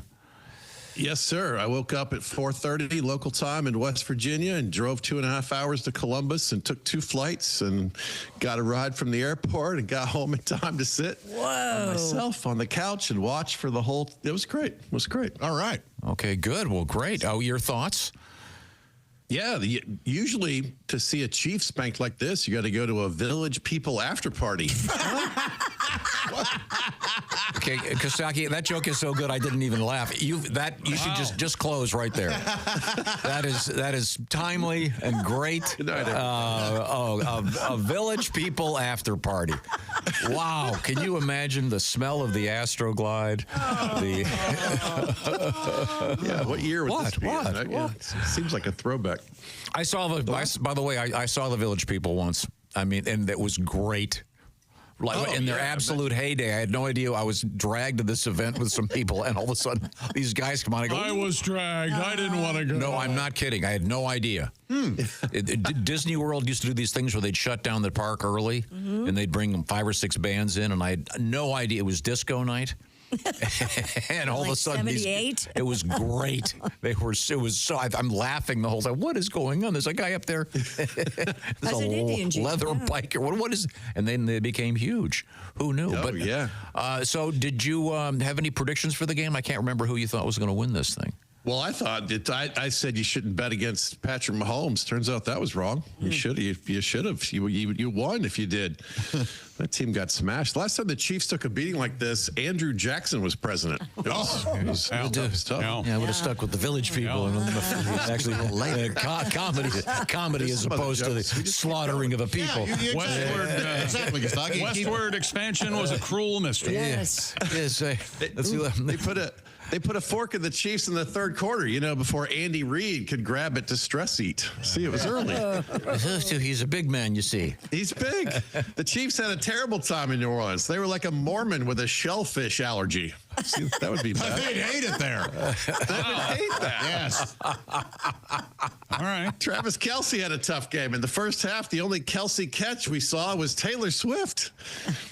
Yeah, he dropped a couple. He dropped a couple. You see, I think he's going to retire. I think he's going to. I think he's going to call it in. Yeah, he's got so many other things to do. He's got. He's lost. A couple steps. Gotcha. I mean, I think he could be Mrs. Taylor Swift, Mr. Taylor Swift. That's what I meant. Right. Yeah. The Chiefs started slower than a Ford Pinto in Antarctica. It was slow. Who doesn't have a Pinto in Antarctica? The Chiefs were so bad, even the refs were like, "You're on your own, guys. I can't help." In the second, I hear the Chiefs. The Chiefs are going to pick a ref in the first round. That's right. The full draft schedule is out now. We're all ready for next year. The Chiefs had such a bad day at the office. Ricky Gervais got a commission. See, the office. The office. The English office. Steve Carell was yelling at them. Yeah. It seemed like Mahomes was always in trouble. Antonio Brown has been in trouble less. That's a lot of trouble. The Chiefs couldn't get into a rhythm, like Tom Brady on a wedding dance floor. No rhythm at all. You can't dance. Nick Foles had maybe the line of the day. And I quote, "It's really cool that Tom Brady got to be there for the Eagles' 2 Super Bowl wins. He might be a good luck charm." Oh, that is a great line. Did he really say that? Yes, he tweeted that out Sunday night. That's terrific. People in Gaza were like, "Jesus, that's a brutal attack. That's a lot." Whew. Wait a minute. So far we've. So let's see. And then the wheels fell. We have our second ethnic cleansing joke of the morning. Come on, it's comedy. We just do a couple jokes about things in the world. If we didn't laugh, we'd cry, right, Costaki? Or bleed to death. I think all Falcons fans had the same thought when it was 27-0. If the Chiefs come back from this, it sure would take some heat off the old 28-3. That would be fun. No such luck. Did you, by the way, I'm sorry, did that really run through your head at the time? Oh, of course. Yes. The whole time. I was like, all right, 24-0. That's pretty close. So 27. 33. It was, the math works. Goodness. The game was so ugly. The halftime show had a cool beat where the dancers, posed in the shape of the American flag. It was the only time on Sunday that folks wearing red and white showed up for their jobs. So, the Chiefs were there. Yeah, stripes were there. Right. Mm-hmm. So many people piled out of Kendrick Lamar's car. They called ICE. How's that joke? Is that one okay? Does that one make you uncomfortable too? All right. Slightly, but not as bad as the Gaza. Not as bad as Gaza. Reeling from that. This is a dead end. Immigration issues versus ethnic cleansing. Yeah, I'll go with the. Yeah, all right. Yeah, that's better. Shane Gillis showed up in a Bud Light ad. I was having a hard time following the premise. He was talking about having a colonoscopy the next day. Is that really a compliment to the quality of the beer? What are you doing? I love that. I was just talking about that ad at Costaki. Really? My question was, do you think someone is going to perfect those leaf blowers that shoot out cans of Bud Light? I mean, I know they were fake, but wouldn't that be cool? There were so many weirdo, surreal ads this year. It was really nutty stuff. Did you have any favorites? The Bud Light one made me smile. There were several that made me smile, but there were, I don't know. I feel like we've lost a step in the advertising game. Yeah, but the Super Bowl. I would say my comment is as follows: the serious ads I think were better than the comic ones this year. I thought the Nike thing at halftime was brilliant. With the women, that was really moving. And did you happen to notice that the song on that was Led Zeppelin? Yes, I did notice. But that was so well done. I felt some of the nothing when I watched that. Stuff I really was moving too. I watched that yesterday, guys, based on your review, and it's yes, women are good at sports too. What's the message here? And they've always been good at sports, and who cares? It's great. I felt absolutely nothing. Okay, that's interesting. During that, yesterday, I was at a doctor's office with my daughter, and I was asked the nurse, "Did you watch the Super Bowl?" And she said, "Do you remember any of the commercials?" And she said, "No." Well, then that Doritos one was funny. Oh, and I loved the one with the women for Nike. That's the only one she remembered. So it was Josh, I think you have to understand she has a soul, and no. Did you think that was pretty good, Costaki? Yeah, and the Brad Pitt thing before the game, and there were several very heartfelt beats that I thought were beautifully done. I wanted to be moved by it, and it was.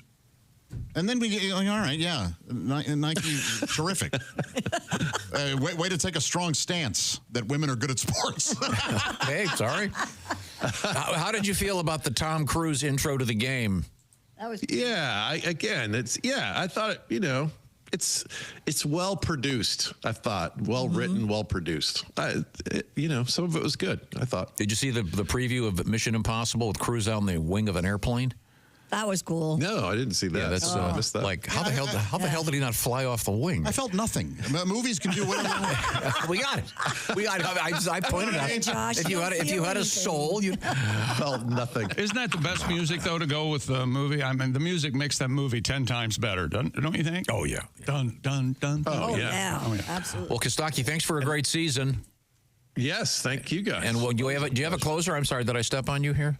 The whole time. We could do a few.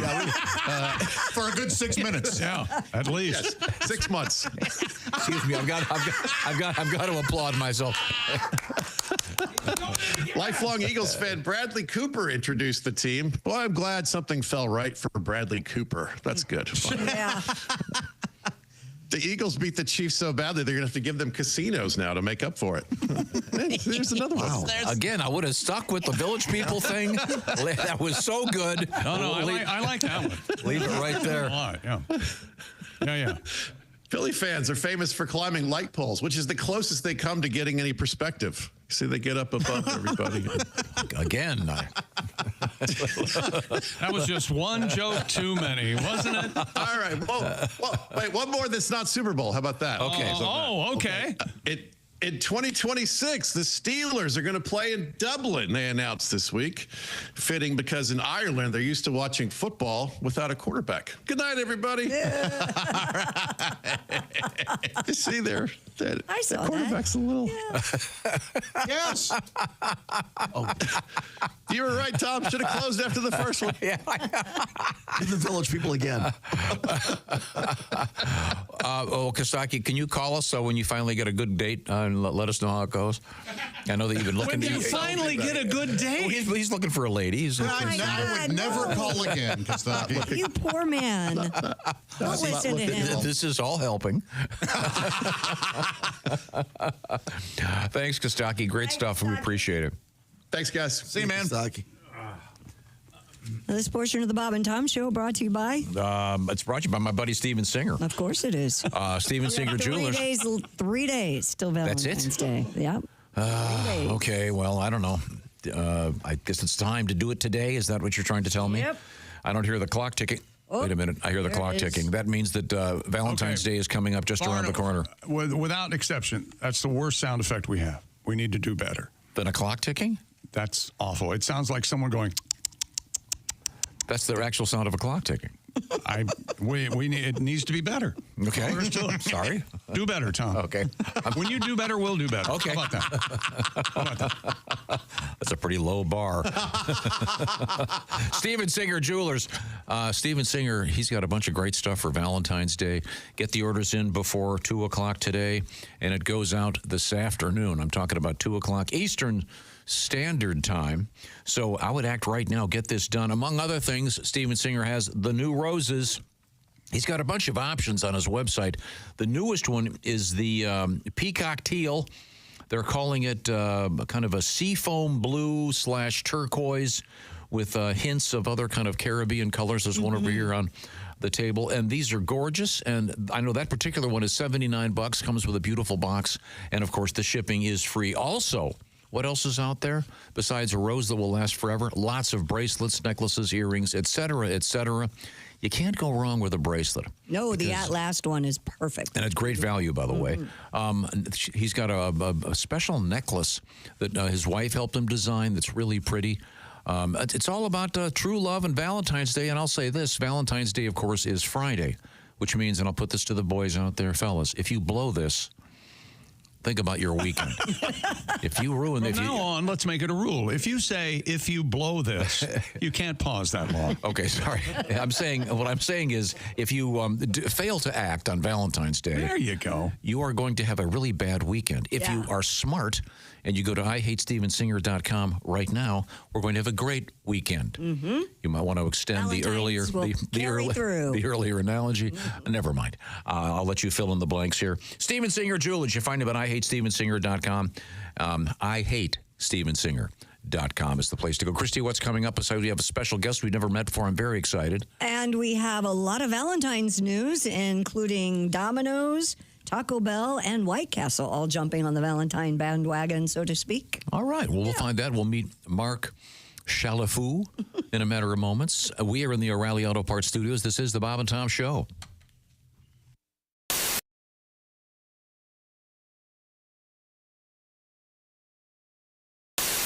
Hi, Christy Lee here. How would you like to go on vacation with me? No, seriously. Join me September 28th on a journey through the lovely landscapes of England, Scotland, and Wales with Paulette. We'll travel through the charming countryside and also experience the historic cities of London and Edinburgh. Experience the best of Britain's rolling countryside and bustling cities rich in history and culture. We'll see the iconic landmarks of London. Visit the storybook villages of Oxford, Chester, and Shakespeare's Stratford-upon-Avon. We'll behold regal jewels of Edinburgh's castle and visit the medieval walls of York. This and so much more. The best part? Paulette makes travel easy, including flights, meals, hotels, sightseeing, and local experiences. It's all planned for you. You can just sit back and have the time of your life. Don't miss your chance to see Britain with me. This is going to be a great group and an amazing trip. I already know we're going to have so much fun. Call Colette at 800-581-8942 or visit bobandtom.com to learn more. Don't miss out. Call Colette at 800-581-8942.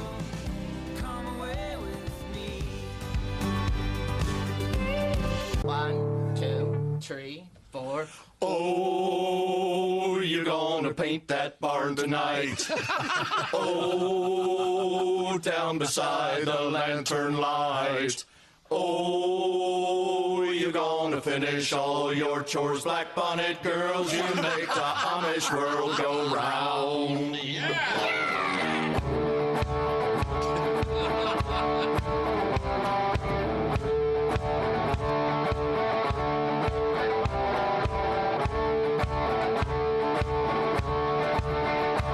I was just an Amish boy, full of purity and joy. Knew dang well that I was holier than thee.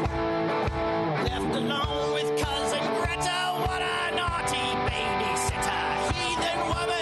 You made a Mennonite out of me.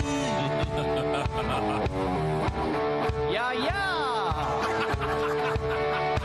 I know chicks who never curse, girls who know their Bible verse. Every one of them wore a dress down to the floor. Though their chastity and charm made them quite pleasant, on the farm there ain't nothing like a good old Amish whore. Oh, you gonna paint that barn tonight? Oh, down beside the lantern light. Oh, you gonna finish all your chores like bunny girls. You make the Amish world go round. Yeah, like bunny girls, you make the Amish world go round. Hey, Barry. Yeah, Carl. You know what the difference is between Greta and my buggy? No, what is it? Well, not everybody's been in my buggy.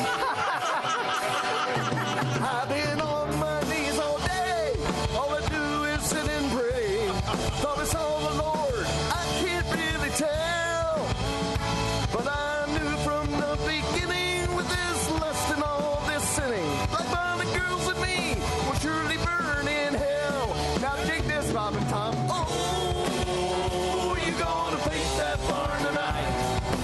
Oh, down beside the lantern light. Oh, you gonna finish all your chores like bunny girls. You make the Amish world go round. Yeah, like bunny girls, you make the Amish world go round. Get on your buggies and ride. Black bunny girls. Man, that Christie's built like a brick outhouse. Black bunny girls. As long as I got a view, she's got a place to sit. Black bunny girls. Yeah, she could churn my butter anytime. Black bunny girls. Hey, Christy, show us your ankles.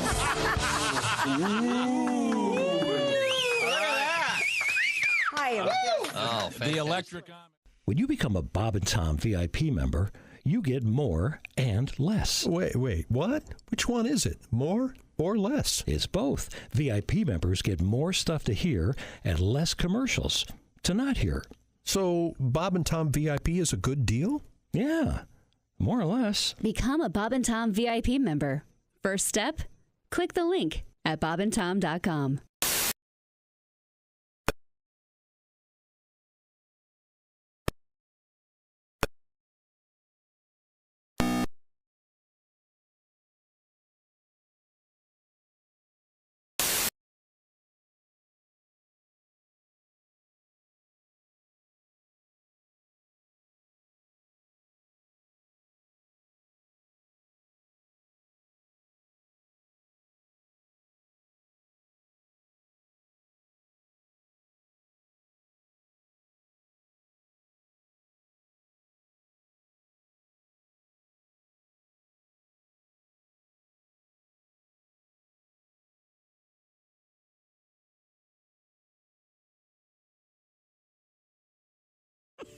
Welcome back to the Bob and Tom Show. There's Christy Lee and Pat Godwin, Josh Arnold, Ace Cosby. I'm Chick McGee, and we have a comedian in the studio. He's been here before, Tom. That's right. Oh, okay. All the way from... I thought you said he was brand new. Montreal. Montreal? No, not Montreal. He's from Cincinnati. Oh, I thought with the French name he'd be. Mark Chalifoux is here. Hey, Mark. Hey. Hi, Mark. F-O-U-X. I bet you get mispronounced all the time, huh? Yeah, it's a great name to have in show business. That's what you want as a stand-up comedian, a name that everyone's confused by and can't remember after a show.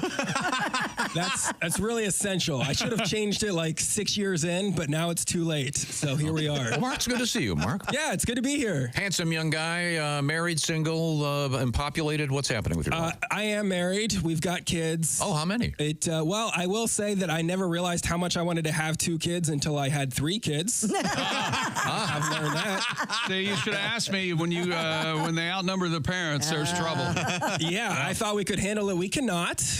But we're making a go of it. All daughters, too, so that's another challenge. Yeah. You're up to your hips and Barbie, aren't you? Wait, no, hang on a second. I have a Nike ad. I have 4 of them. How old are your daughters? We have 11, 9, and 5. All right, in your wheelhouse there, I've Tom. got a 12 and a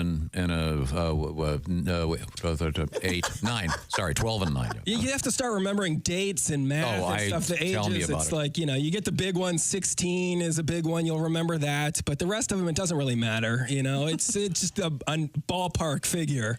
Matters to them, though, doesn't it, Tom? Yeah, kids love half ages and all that stuff. Oh, yeah, the half birthday. Yeah, that's big. The half birthday. It's just another excuse for a present. I look at it differently. The half birthday to me is another excuse for cake, and I'm a big cake fan. Yeah, then you got to get into the quarter birthdays, Oh, they know. It's cake all the time. Yeah, my birthday is my daughter Finn's quarter birthday. Okay. Oh, so you celebrate that. Well, of course, it's your birthday. You have to have 2 cakes. Then. Of course. You have to have 2 cakes for her quarter birthday. Depends what kind of cake she wants. If it's not the kind I want, we're getting another cake. Don't be an idiot. Don't be ridiculous. Well, congratulations on the 3 girls. That's neat. Good Thank for you. Yeah, it's been fun. It's been fun. Now I can do an interesting segue here. I said to All myself. your segues are interesting. Thank you, Chick.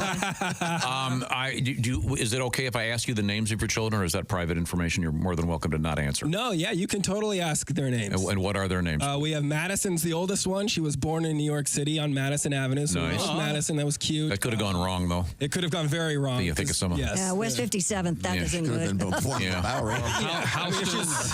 Born on Martin Luther King Boulevard. That's not a name for your daughter. Yeah, that might be okay. Yeah, that might be a little confusing. I don't know. Happy birthday, Marty. That's kind of cute.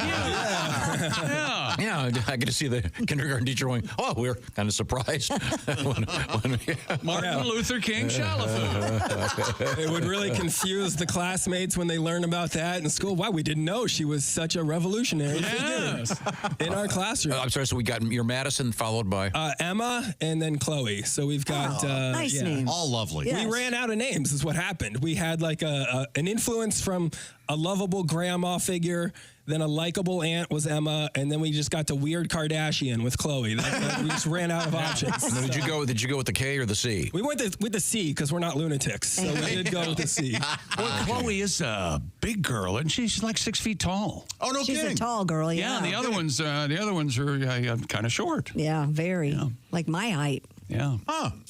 And that actually ties into... A baby naming expert has shared what names they think will become popular in the next decade. So this is a future prediction. Speculation here. There we go. Yeah. 27-year-old Sophie Kim, an editor at Nameberry, said... Now, wait a minute. Now, just stop right there. Her name is Sophie. Sophie Kim, K-I-H-M. And do you want to weigh in on this? I have a Sophie. There you go. Yes. Said names such as Fia and Una are gaining interest as parents are more interested in going back to their heritage. Is it FIA? FIA, Fia. Can I help me here? What heritage is Fia? I don't know. And you know Y-U-N-A. I know Kia's Korean. Does that help? I get the applause break. It's an applause break. That is hilarious. I'm seriously, what is... I guess we should know this. I've never seen either of these names. I know... Big's got an Una, doesn't he? But it's U-N-A, right? His daughter? I think Charlie Chaplin's daughter named Una, right? Yeah, Una. I think so. Is that his wife? Una Chaplin. Oh, is that O-O-N-A, maybe? Maybe? Yeah. That's it. O-O-N-A. This is Y-U-N-A. Okay. That's Yana. Isn't Burbiggs Luna? No, Burbiggs is Mike. Mike Burbiggs. Okay. His daughter's name is Una, isn't it? I could care less. Josh, right now, we have Josh. This whole Nike thing's got him upside down, man. Wait, Josh is in a really condescending commercial the last 10 years. Mark, I was saying... I took notes. I watched the Super Bowl. This also pisses me I spent off. a lot of time preparing for the show. I like to do something we call show prep. But it's not 1988. And the commercials of the Super Bowl really don't matter like they used to.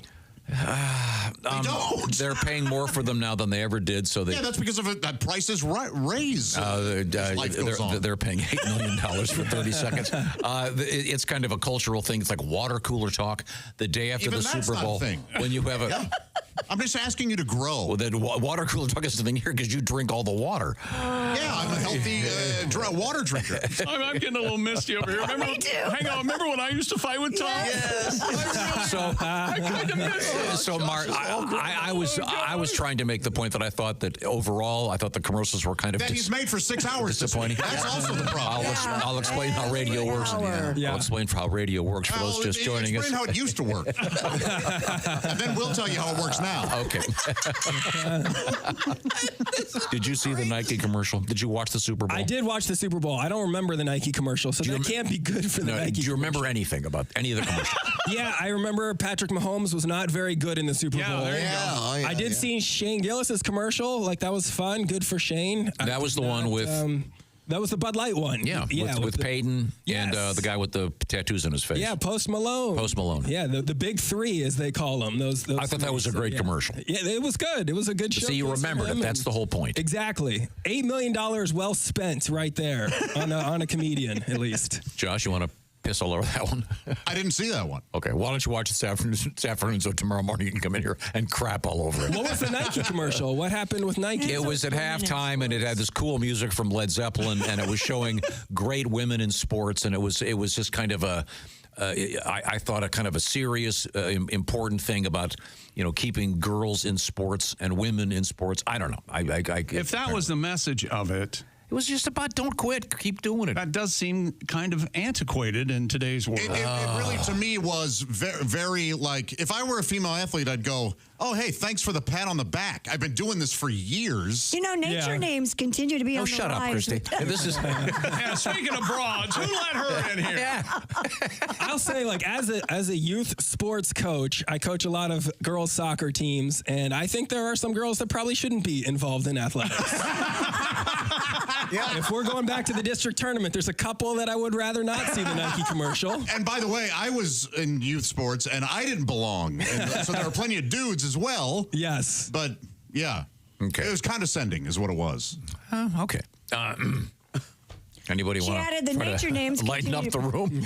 I'm listening to Christy's newscast. Thank you. That's the only Names reason I like come into work. Pipit, Lark, and Hawk are becoming popular. Hold it. What was the first one? Pipit. Pipit. The dog from Jaws is now a popular. Is that a dog from Jaws? Pipit. Pipit. Remember the dog gets Oh, God. Oh, you're right. It's not Pippin, not Ben Vereen. No, It's Pipit. Pipit. I hope these aren't still heritage-based if we're naming them after dogs. That's not a good Ms. precedent. Kim said millennial names like Heather, Ashley, Clayton, and Danny are now unfashionable. Fast-rising girls' names she predicts from 2025 to 2035, next 10 years. Okay. I've never heard of them. Areli. Areli? Areli? Areli? Huh. Arden. That's French for turd. What a dumb name that is. If you give that name to your kid, good luck. They're going to be a failure. Arden. I've heard Arden. That's pretty common. That sounds sophisticated. Yeah. You know my rule. I use the Supreme Court rule. Yes. Would this be a great name for a Supreme Court justice? Like Ardent, Chalifoux. I know. Yeah. Arden. Yes. That That's sounds a good name, exactly. actually. Supreme Have Court another justice girl like. use that one. Arden. Yeah. I I can't get too weird with our names because Chalifoux is such a handicap for her anyway. Yeah. I can't give her, Ariel or whatever. And then But Eunice Arden back. rhymes with Harden. And Yeah, you got to watch that. enjoy there's junior that. high. Soraya. What? Soraya. Soraya. Soraya. R-A. Yeah, who knows? That sounds like a disease. It does. And then Fia back on there. And then boy names. Ozias. Ozias? Is that short for Ozymandias? Who? It might be. Ozias. The famous poem. Pharaoh. Ozymandias or whatever that What is it? Is it Ozymandias? I forget. Yeah, I read it. It's Ozymandias, but I know it only because of Watchmen. But go ahead. King of Kings. Yeah. Alakai. Alakai. Oh, they just dropped the M. Yeah. Choisin or Chosen. Chozyn. That sounds too much like poison. Yeah. Chosen? Uh-huh. That's a little... Asai. that's a little... Presumptuous. Presumptuous, isn't it? How would to spell it? Chozyn. And that's it's like hip, but presumptuous. Asai. Asai. Acai, wouldn't it be like an like an acai? Acai spelled differently. It's Asai. Right, but... And then Tiago. Tiago sounds like a car. I could have gone out and sat in the car for this kind of break. I'm gonna go sit in my Porsche Tiago. Yeah. She also is saying that there's a rise with names using the syllable ice, like Iceland. I have never. I wonder where she's getting this. I don't know. She's probably pulling it out of her ass. Well, we're talking. You name your kid Acai Chosen Tiago. Wow. This sounds like names from Pokemon. They do. This is from Talker News. That's our source on this. Talker News. Ooh. Oh, yeah. Okay. Thank you very much, Christy. Mm-hmm. Let's get back to our guest, Mark Chalifoux. Yeah. Not faux, not foo. Okay, good. I got it right. So you're married, obviously? Yes. How's that going? Is that going well? It is. I mean, it is, I guess. It's going as well as it can. I am spending this Valentine's Day week in comedy clubs, so it's going about that well. Last year, I did try and go all out on Valentine's Day. We got a babysitter, and I gave her, I wanted to show all my appreciation. Told her how much I loved her in this nice card. I told her, I hope that I died first and all this kind of stuff because I couldn't live without her. And all she said in reply to that was, well, that would just be easier on the kids. Wow. So we're going to do Valentine's Day a little bit differently this year. And I'll spend it in comedy clubs. Yeah, I hope I die first. A little strong. I think we all can agree on that. Yeah. Among those clubs, Thursday evening, it'll be the Comedy Attic in Bloomington, Indiana. And then Saturday, it'll be the Commonwealth Sanctuary in Cincinnati. Coming up, Grand Rapids and Nashville for Mark Chalifoux. We'll get back with the action. But at this point, I want to give you... Can you try saying Mark Chalifoux instead of Chalifoux? Chalifoux. Anything? Would that help at all? Am I over enunciating? It's a little cartoony every time you say it because it's not Smith or Jones or Brown. You're really thrown by You're it. having trouble with it. I'm trying to get it right. Well, that's kind of what I try to do every morning in here, and it never happens. Watch this, Mark Chalifoux. Mark Chalifoux. Mark Chalifoux. Yeah! All right! Yeah! Let me tell you about Raycon earbuds, Tom. Can I? Sure. All right. They're your perfect partner for the gym, work, or phone calls, or maybe you're at a little girl's birthday party and you don't want to hear them screaming and yelling. Put your Raycons in. And you could maybe put in some Skynyrd in your Raycons. Yeah, baby. Imagine this in the Raycon earbuds. Oh, like a black cat do. They wanted me to do that in the song. Oh, they took that out, huh? Yeah. Raycon earbuds. I like it. That is very nice, isn't it? And they also come with active noise cancellation for when Tom talks, starting at just half the price of other premium audio brands. I'm going to have to thank you. Stay down, Tom. Stay. You've taken a beating the last 20 minutes. Go to buyraycon.com/Tom. Get up to 20% off site-wide. That's right. You'll get up to 20% off everything on Raycon's website, including headphones. That's buyraycon.com/Tom. That's buyraycon.com/Tom. Coming up, we're going to talk with our guest, Mark Chalifoux.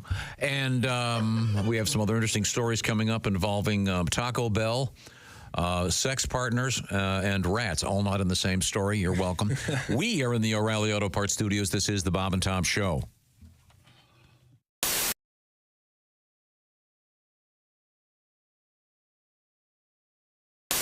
Buckeye fans, Ohio State Buckeyes celebrate the victory. If you're still basking in the glow of Ohio State's win and the college football championships, we've got something special just for you. It's a full-sized, officially licensed college football playoff national championship football, priced at just $129.95. Available only at Nyco Sports. Call 800-345-2868 or go online at nycosports.com. That's NIKCO sports.com. Couldn't tell you if it's recently because doesn't work. Cable's out. Okay. You got to pay the bill. Yeah, that's right. Okay. What's the phrase about it? Well, yeah, sometimes there's more month than money. there's more month. There's more month than money. I tell you what. 25th coming around, we damn near started that. No, I forget. No, these are. Man, we've been there though. Chick, do you These are the remember those Dickey days? twins. Your name right? Yeah, what are you, Rod Dickey, and he's what is it? I'm Dick Dickey. That's Ricky Dickey. Ricky Dickey and Rod Dickey. How you doing? No, it's Ricky Dickey and Dickey. No, Ricky Dickey and Dickey Dickey. Yeah, I see. The Dickey brothers. Where'd you get Rod? No, the Dickey twins. Our great Uncle James wrote Deliverance. Did he? Oh, James Dickey. That's right. Fine I documentary. kept telling him, no, you need more sodomy. Yeah, more bunghole. Christy. You told me I couldn't say that. You can't. Josh is on fire today. I'm the intellectual in the family, and he's a little bit more earthy.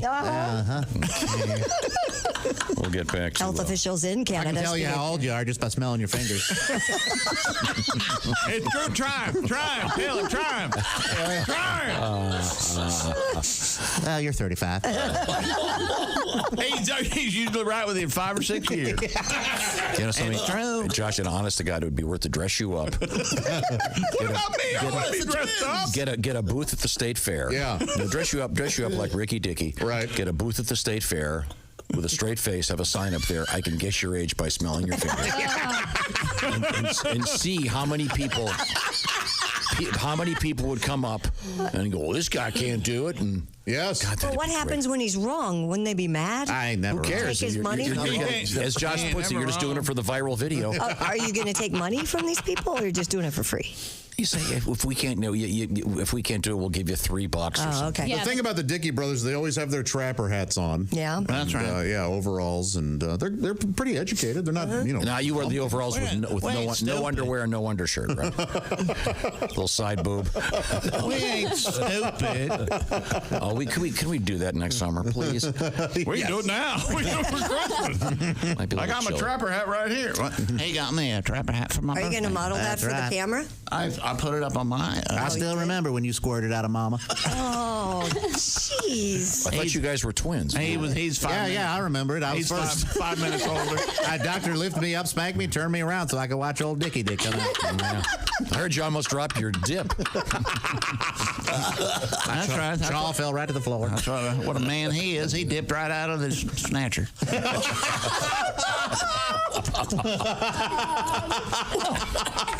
I like that book, The Snatcher and the Rye. Oh, yes, yeah. That's quite a book. Yeah, I'm sorry. Christy, where were we? Health officials in Canada. What do you think this add to it? Could we take a picture of you in that? Because you're. It's on Chick's Instagram. Josh, you need a green. Chick McGee, if you want to go on that Instagram. That is one stupid looking hat. Oh, dude, trapper hats are the best. It's so warm. You need a green one. I can't wait for it to get really cold. I've got a couple. Do you? Yeah, I love them. Got this snap on the bottom. They really keep your face warm. They're amazing. Does the front come down? The wind chill. Yes, it does. Well, you won't have to worry about. You won't have to worry about getting a venereal disease because those are vagina repellent. Wait a minute, I can't hear you. What? There you go. Even better. You tell me if this looks stupid. What's the big flap with the fur in the front for you? Are you supposed to pull it down, but then you can't see? That's what I said. It doesn't pull down. That's just there for fashion, Tom. Okay, because that does look good. So you take this off there and it cuts You the line slaughtered all some off. poor animal for that stupid thing? Oh, yeah. Yeah, that's right there. That's a vole. And then the chinchilla's in the back. Right. Hey. That's right.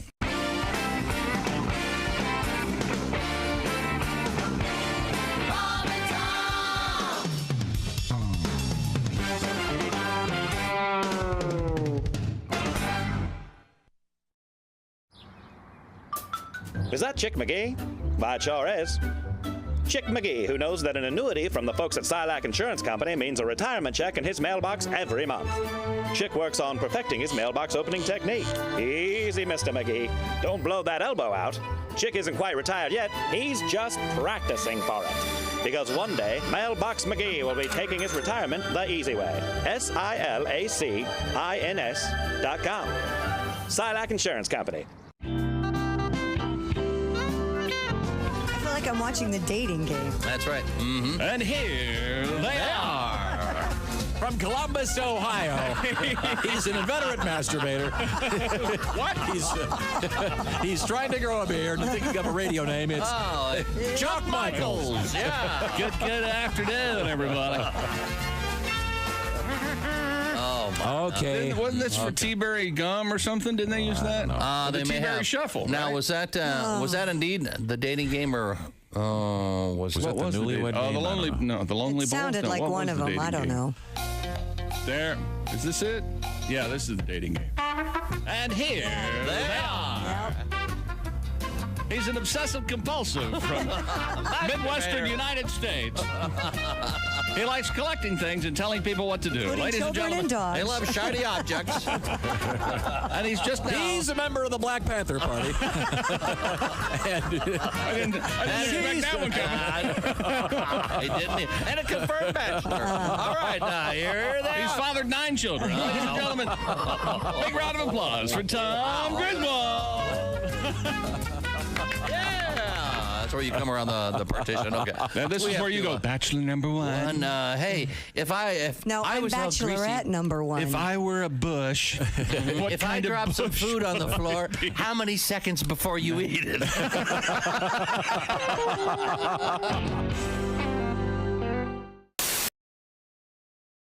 Great show. It'll be great to see the Doobie Brothers again. We've got some tickets for a bunch of other stuff coming up. I'll give you all the details in just a matter of moments, but you're going to have to stick around to find out.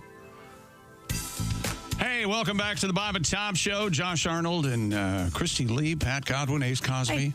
I'm Chick McGee. Good morning. Here's Tom Griswold. Hello, Tom. We have a special guest. We'll get to him in a minute. We're arguing. I stand corrected. I'm busy arguing about the commercials. Oh, God. I'm enjoying it. Okay. Ringside. Mark Chalifoux is here with us. You're still doing it. Chalifoux. Mark Chalifoux. Okay, very good. It's Chalifaux. Are you of French heritage?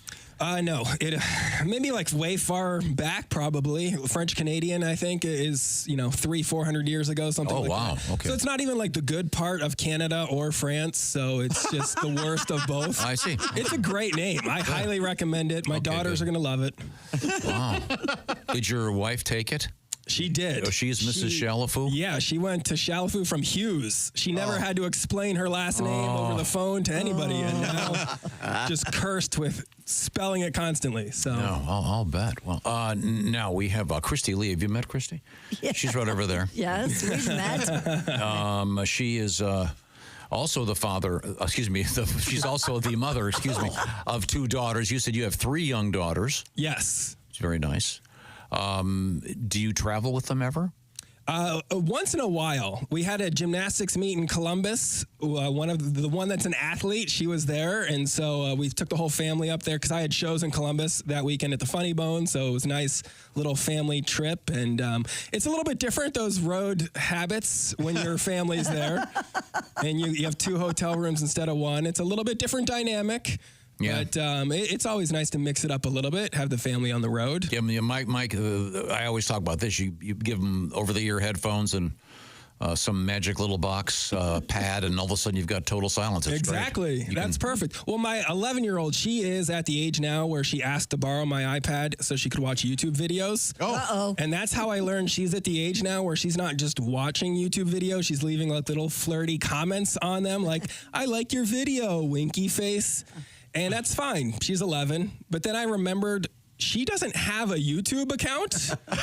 That's just my iPad.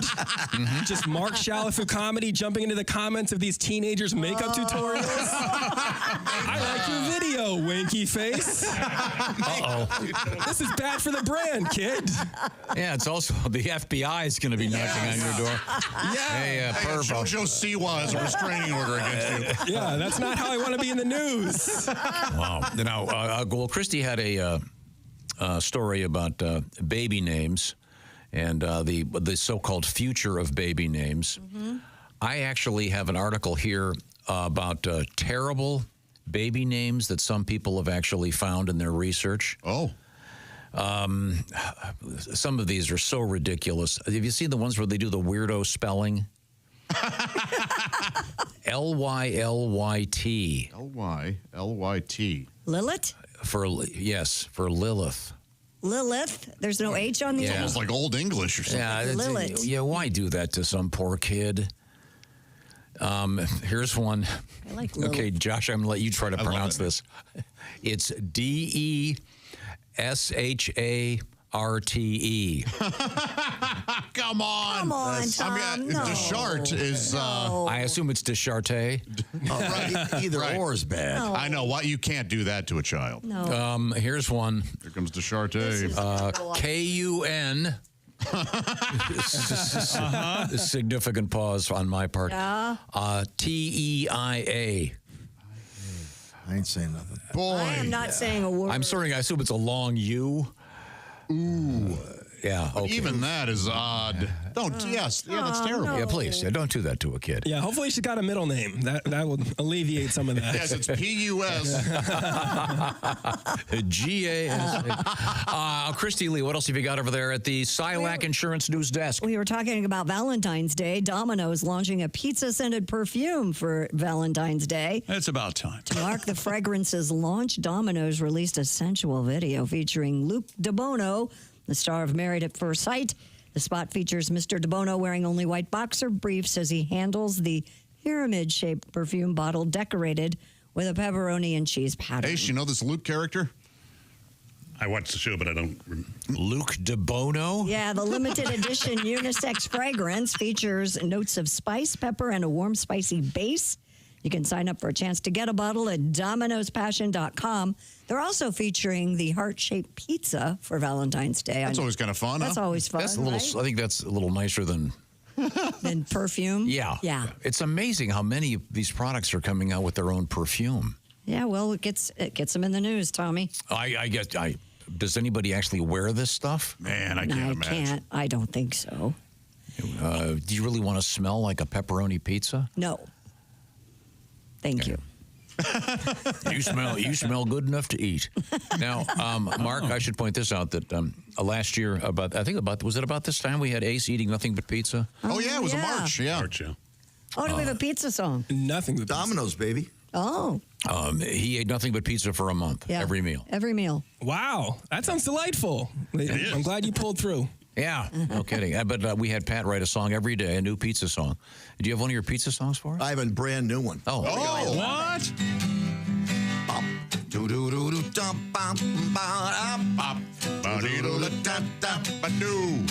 Oh, you know it sounds disgusting. A pizza-scented perfume. But that may make your man go crazy. Take you straight to the bedroom. Oh, you know it, yeah. The smell of sauce and pepperoni may make your man real horny. It may be cheesy, it may be crusty, but he'll be down for that anchovy I'm singing about. Oh, Domino. Smelling like a pizza to go. Oh, roll me over in that dough. Oh, Domino. Yeah, come on. Bump.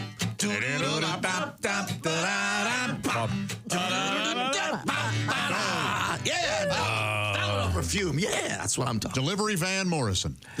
Oh, nice. I had that in the Mark, song. did you see what I just did there? Yeah. You had that chamber, didn't you? You came in with that. So you are the Domino's perfume, and you are in bed in 30 minutes or less. Oh, yeah. You know what is not a turn on? A big sausage? No, I recently had some I have some tendonitis, and one of my massage therapists recommended I use frankincense oil on it. No kidding. Yeah, she said rub it on there as much as you can all day long. My husband came home from work and he goes, "Why does it smell like a church in here?" Oh, is that where they use that? Yeah, because I have frankincense and myrrh, of course, are right. famous. But it does. It smells like you're in church. It's not that same a turn smell? on. Yeah. Yeah, that would be hard to get the. Yeah. I suppose there's ever been I mean, there have been hundreds of terrible morning shows. You're welcome. They always have the clever two-named guys. Do you think there's ever been anyone ballsy enough to do, here at Vatican Radio, I'm frankincense, I'm myrrh. Now Murray converted from Judaism. It actually is. It's kind of working. It might be in my head, but it's in your head. It does smell like church. It's weird. Pew. Yeah. Oh, hey, he's trying to get back in my good You remember graces that, too? after the it's not working. You remember Confucius, man farteth church, sitting on pew? You know that. Yeah, sitting on pew. Of course. Yeah. Of course. Well, speaking of classic jokes, coming up, the Ace Cosby joke of the day. Oh, boy. We're hanging out with comedian Mark Chalifoux. Very good. Did I get it? That was very, very Probably shouldn't have nice. stopped to emphasize the. We'll look forward to mention that you didn't mention. Never mind. And also coming up, we have exciting news from the world of animals. And then we have a world of sex in the news. Sexy stuff. The sexy. And we'll see if you agree with the premise of this particular thing and if it should apply to you in your peculiar sexual scene. We are in the O'Reilly Auto Parts Studios. This is the Bob and Tom Show.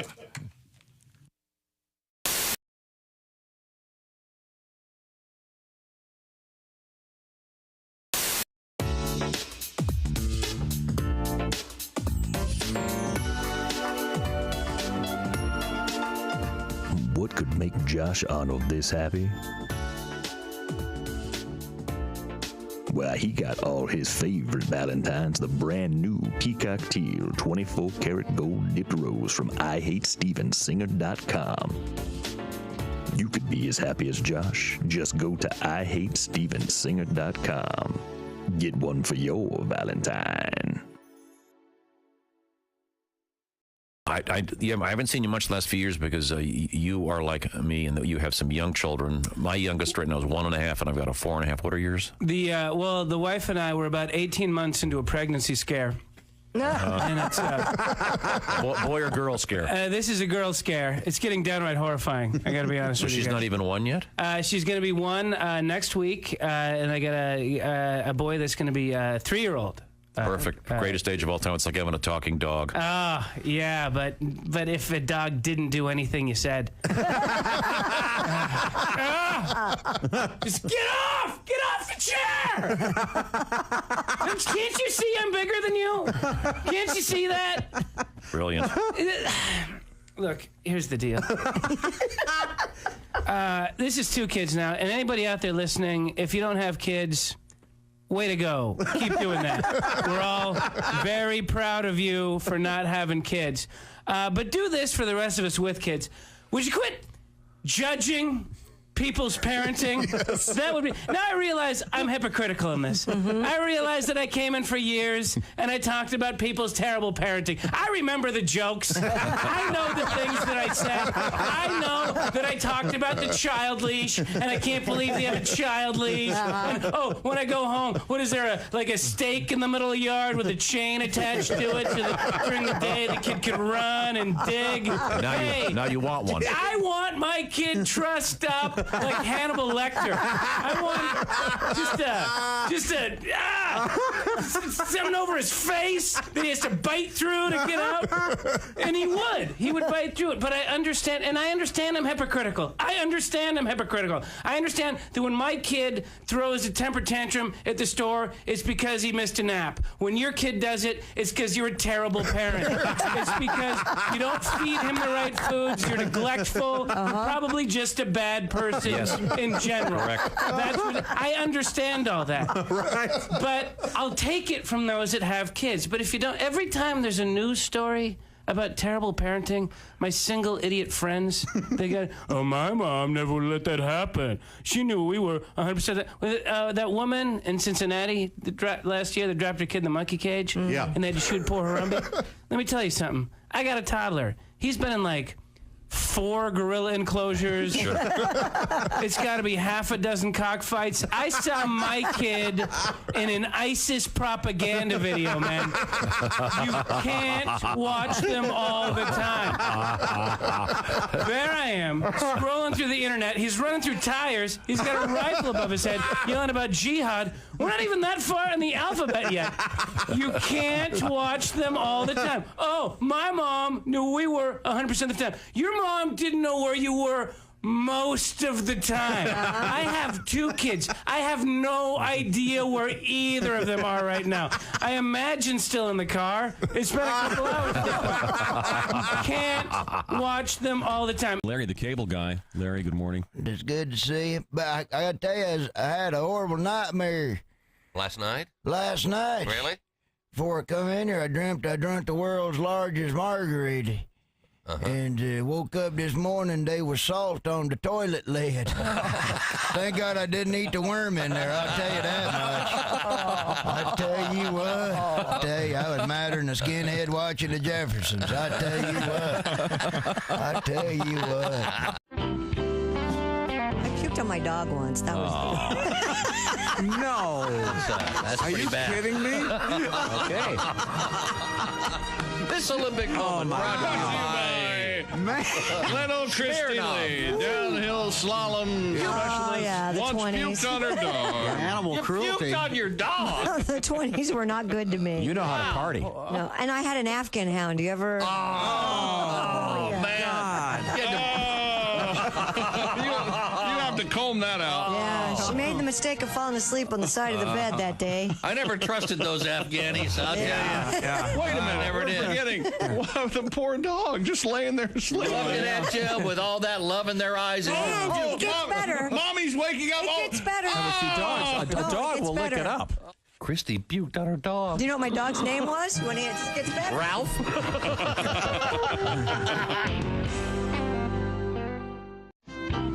I had a moment where my girlfriend thought she was pregnant. And by the way, if ladies, if you suspect that you're pregnant, tell the guy during the day. Don't wait until you're about to go to sleep. No. Because that's what she did. She's like, I have a cramp. I might be pregnant. Good night. I'm like, no. Good night. I don't think so. I go, well, let's find out. Well, what are you going to do? So I, hauled butt to Walmart. Yep. And Got a test. got myself a little test. Doctor in a box. Yeah, I know. 2 o'clock in the morning. And of all the times to get recognized. I walk into Walmart in the night shift. Hey, Fluffy. I'm like, oh, great. What do you need? A miracle. All right, here's some tickets to a Grateful Dead concert. Right. So I found the aisle where they sell the pregnancy test, and I realized something. Walmart has figured out the evolution of how life works, and they put it in aisle 4. As soon as you turn the corner, you see condoms. Then you see lubricant. The next to the lubricant, you see pregnancy tests. The next to that, you see Pampers. Next to that, formula. And at the end of the aisle, they sell beer. It's a full circle.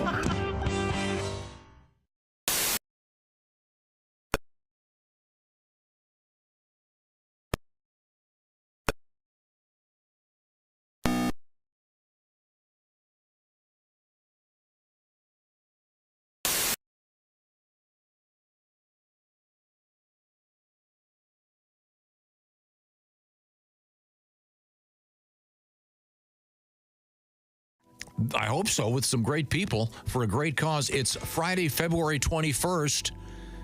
Have a great time when you go. Thank you. Welcome back to the Bob and Tom Show. Christy Lee at the Silac Insurance News Desk. Hello. There's Pat Godwin. Hey. Josh Arnold here at the I Hate Steven Singer sidekick chair. Hi. There's Ace Cosby. Hey. I'm Chick McGee. Hello, Tom. We have a special guest. Hello, Chick McGee. Hello, Mark Chalifoux. Hi. Comedian, a resident of Cincinnati, Ohio, a man with 3 daughters, 1 wife. I'm getting all this right. And the daughters are fairly young, preteen. Am I getting this all correct? Yep, you're crushing it so far. And let's see, do they all go to the same school? No, the littlest one is in preschool, so she only does like the half days at a different spot. That is fun. I love it. At least there's one that I can still hang out with for a few hours before the others get off the bus and ruin the rest of my afternoons. So you get a little bit of fun in there. Did you help them with their homework? I've tried to. The oldest is too smart for me. She's taking advanced math, and I tapped out on advanced math many years ago, so I have to have AI help her with her homework. That is a job I did not anticipate losing to AI, but it's helped on that front. Wait a minute. I didn't know about this. I need to learn There this. you go. Yeah, ChatGPT was helping her with her algebra. She would ask me how to do something, and I would just kind of do it on my laptop, and then look very smart for like 2 minutes until she had a follow-up question, and then I had to disappear to another room again. This interests me because my dad for a while was a math teacher. No kidding. And I always did very, very well in math. I don't believe in too many conspiracy theories, but I do believe in the world of math, they change the way you're supposed to do it about every 10 years. So that no matter how old you are, every parent goes, wait a second, aren't you supposed to put the number up here? And then they slap you and no, you can't do that anymore. Yeah. What do you mean you can't carry the one? What? You're getting slapped at your math class? No, it's unbelievable. All right. They keep changing it. It's incredibly confusing. And I do have respect for all of those teachers. I volunteer in the classrooms sometimes. I do remember my daughter's first grade teacher, though, one day she told me, she's like, as much as I'm teaching these kids, I think they teach me more. And I'm like, well, then you messed up, clearly, at that point. Like, there's your job. Yeah.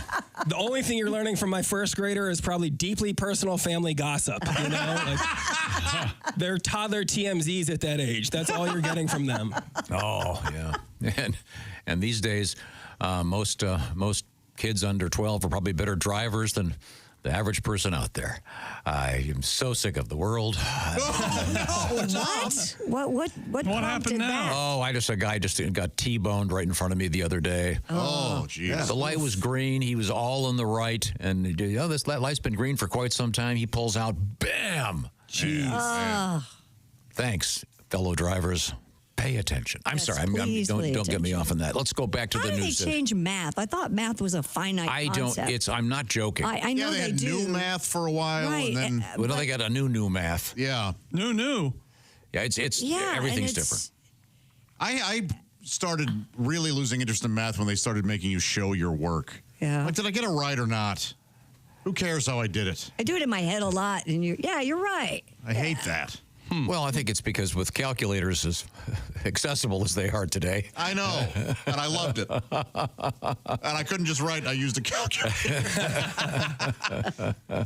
We used to have to pay, like my parents would scrape money together because we were forced to buy like $200 T800s or whatever they were. The the TI. Texas Instruments. Yeah. Sure, those calculators that were Scientific real notation or expensive. whatever Yes. it was. Yeah. I was just thinking about something. Total waste of money for me. The other day, I think Chick pointed this out years ago. There's an ad. I think is it for Radio Shack where there's a.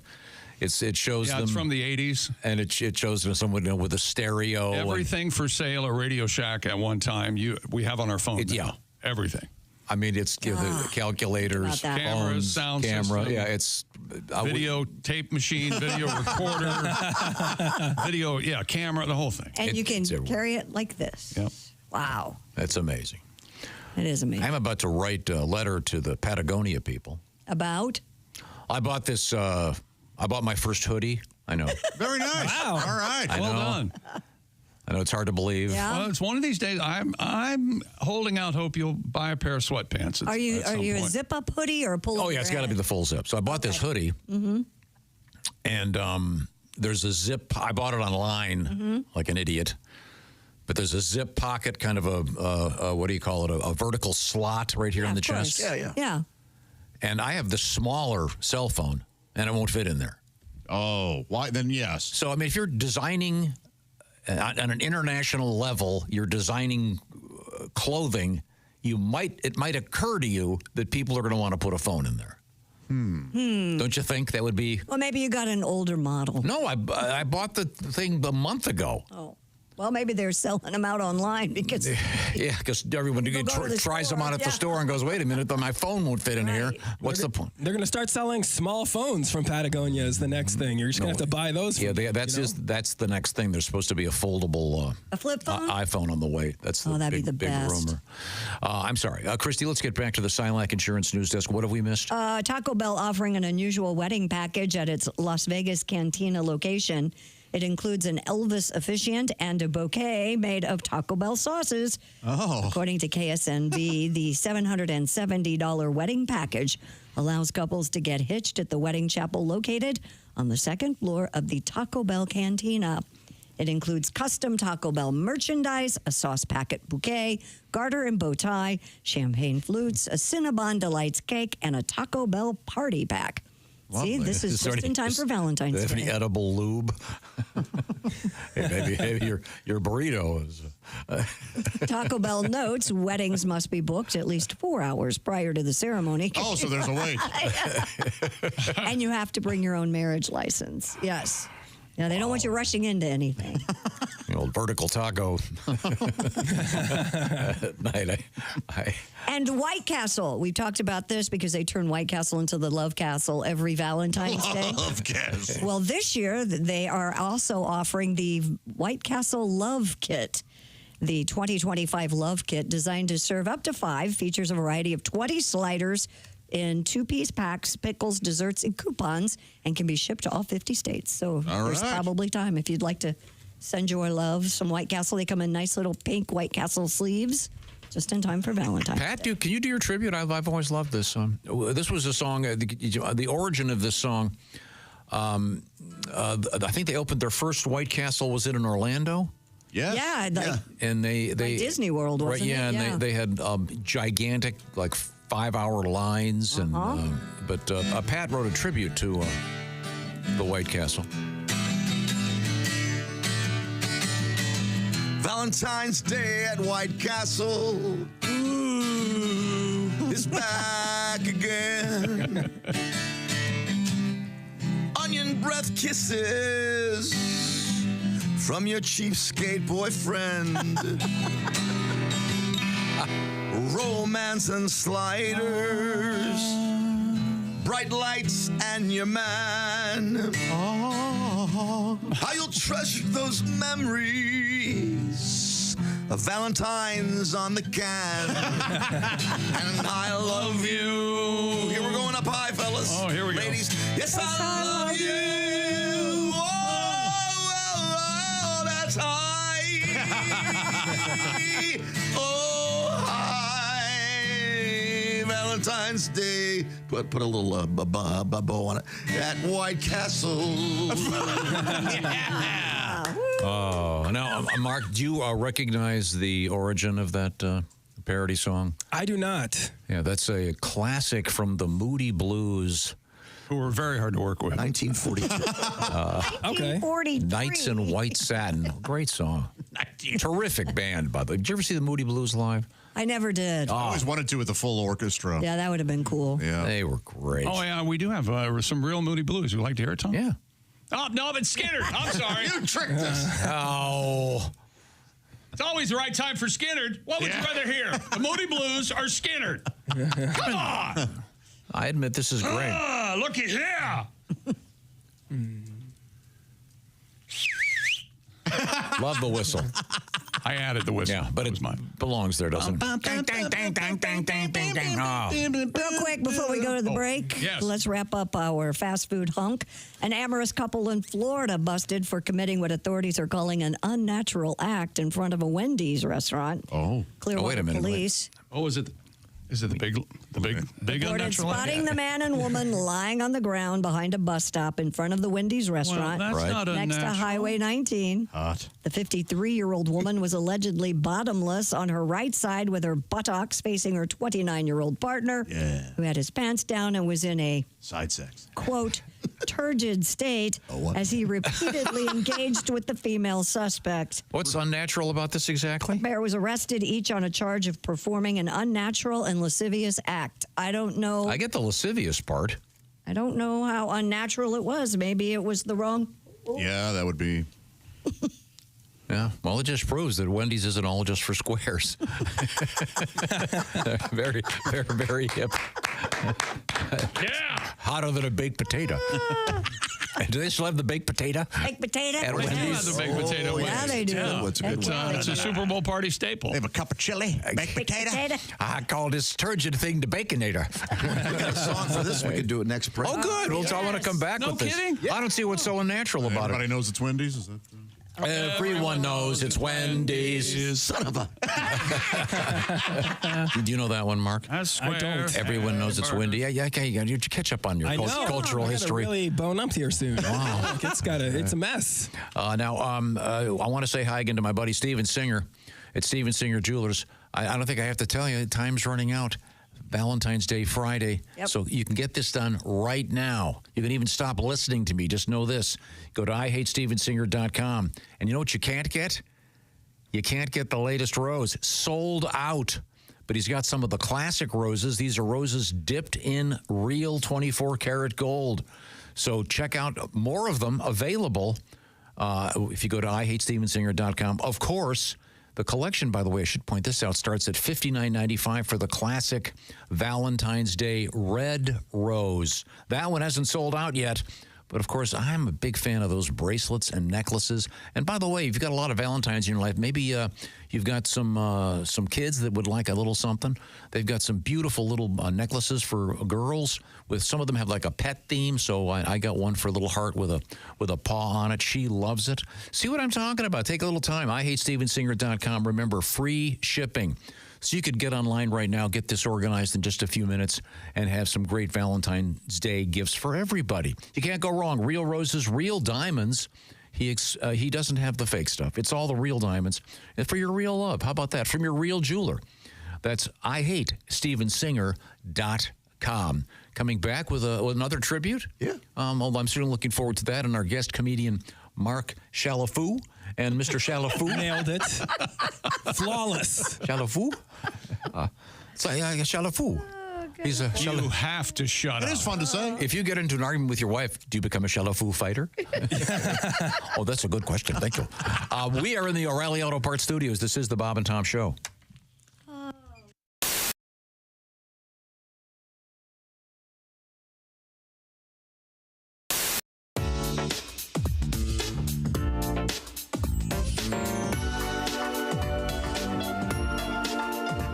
What could make Josh Arnold this happy? Well, he got all his favorite Valentines, the brand new Peacock Teal 24 karat gold dipped rose from IHateStevensinger.com. You could be as happy as Josh. Just go to IHateStevensinger.com. Get one for your Valentine. Our guest in the studio is comedian Bert Kreischer, and Bert is a veteran of the world of the party. He was voted the #1 party animal in the country by Rolling Stone magazine. Quite an honor. Many years ago. Honor. Mm-hmm. And you carry the mantle to this day.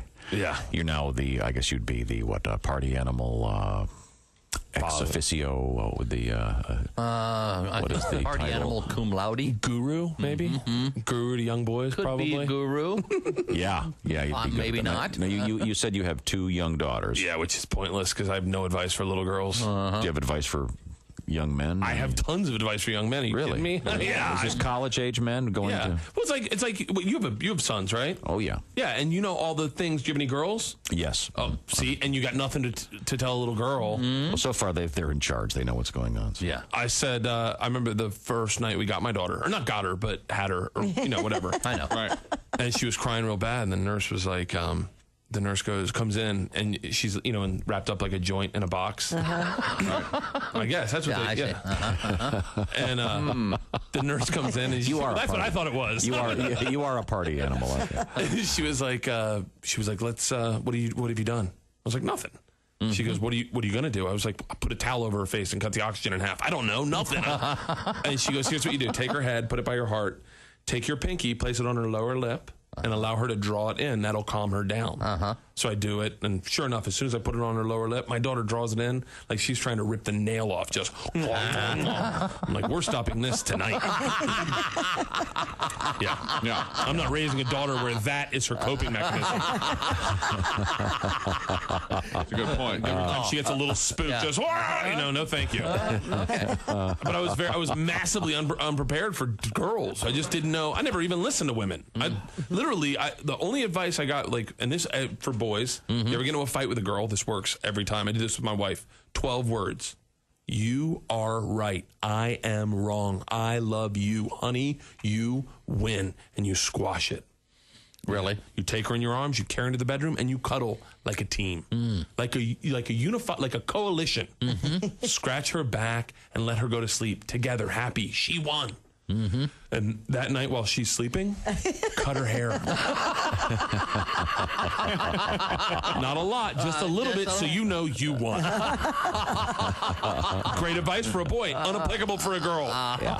Bert Kreischer's our guest. I'm glad we have this on tape because you're going to be dead very soon, I think. Yeah, we can use that as evidence, I think. Yeah, you're going to be wheeled out of your own home in a gurney. Yeah, I have no idea. It's forever, right? What am I counting the days for? You think guys doing life in prison count the days? I don't think so. You do your time, I'll do mine. Oh, no, I got out. You got out? Yeah. I escaped. Hi, Christy Lee here. How would you like to go on vacation with me? No, seriously. Join me September 28th on a journey through the lovely landscapes of England, Scotland, and Wales with Paulette. We'll travel through the charming countryside and also experience the historic cities of London and Edinburgh. Experience the best of Britain's rolling countryside and bustling cities rich in history and culture. We'll see the iconic landmarks of London. Visit the storybook villages of Oxford, Chester, and Shakespeare's Stratford-upon-Avon. We'll behold regal jewels of Edinburgh's castle and visit the medieval walls of York. This and so much more. The best part? Paulette makes travel easy, including flights, meals, hotels, sightseeing, and local experiences. It's all planned for you. You can just sit back and have the time of your life. Don't miss your chance to see Britain with me. This is going to be a great group and an amazing trip. I already know we're going to have so much fun. Call Colette at 800-581-8942 or visit bobandtom.com to learn more. Don't miss out. Call Colette at 800-581-8942.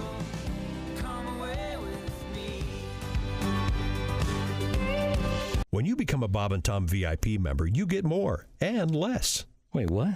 Which one is it? More or less? It's both. VIP members get more stuff to hear and less commercials not to hear.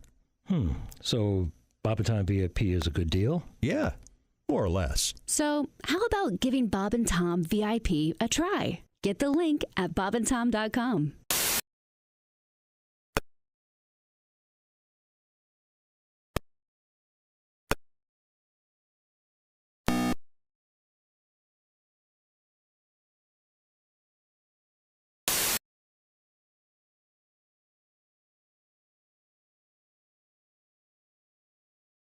Welcome back to the Bob and Tom Show. There's Josh Arnold. Hi. He's over there at the I Hate Steven Singer sidekick chair. There's Christy Lee. Hey, Chick. Hey, there's Pat Godwin. Hey. Ace Cosby, Tom.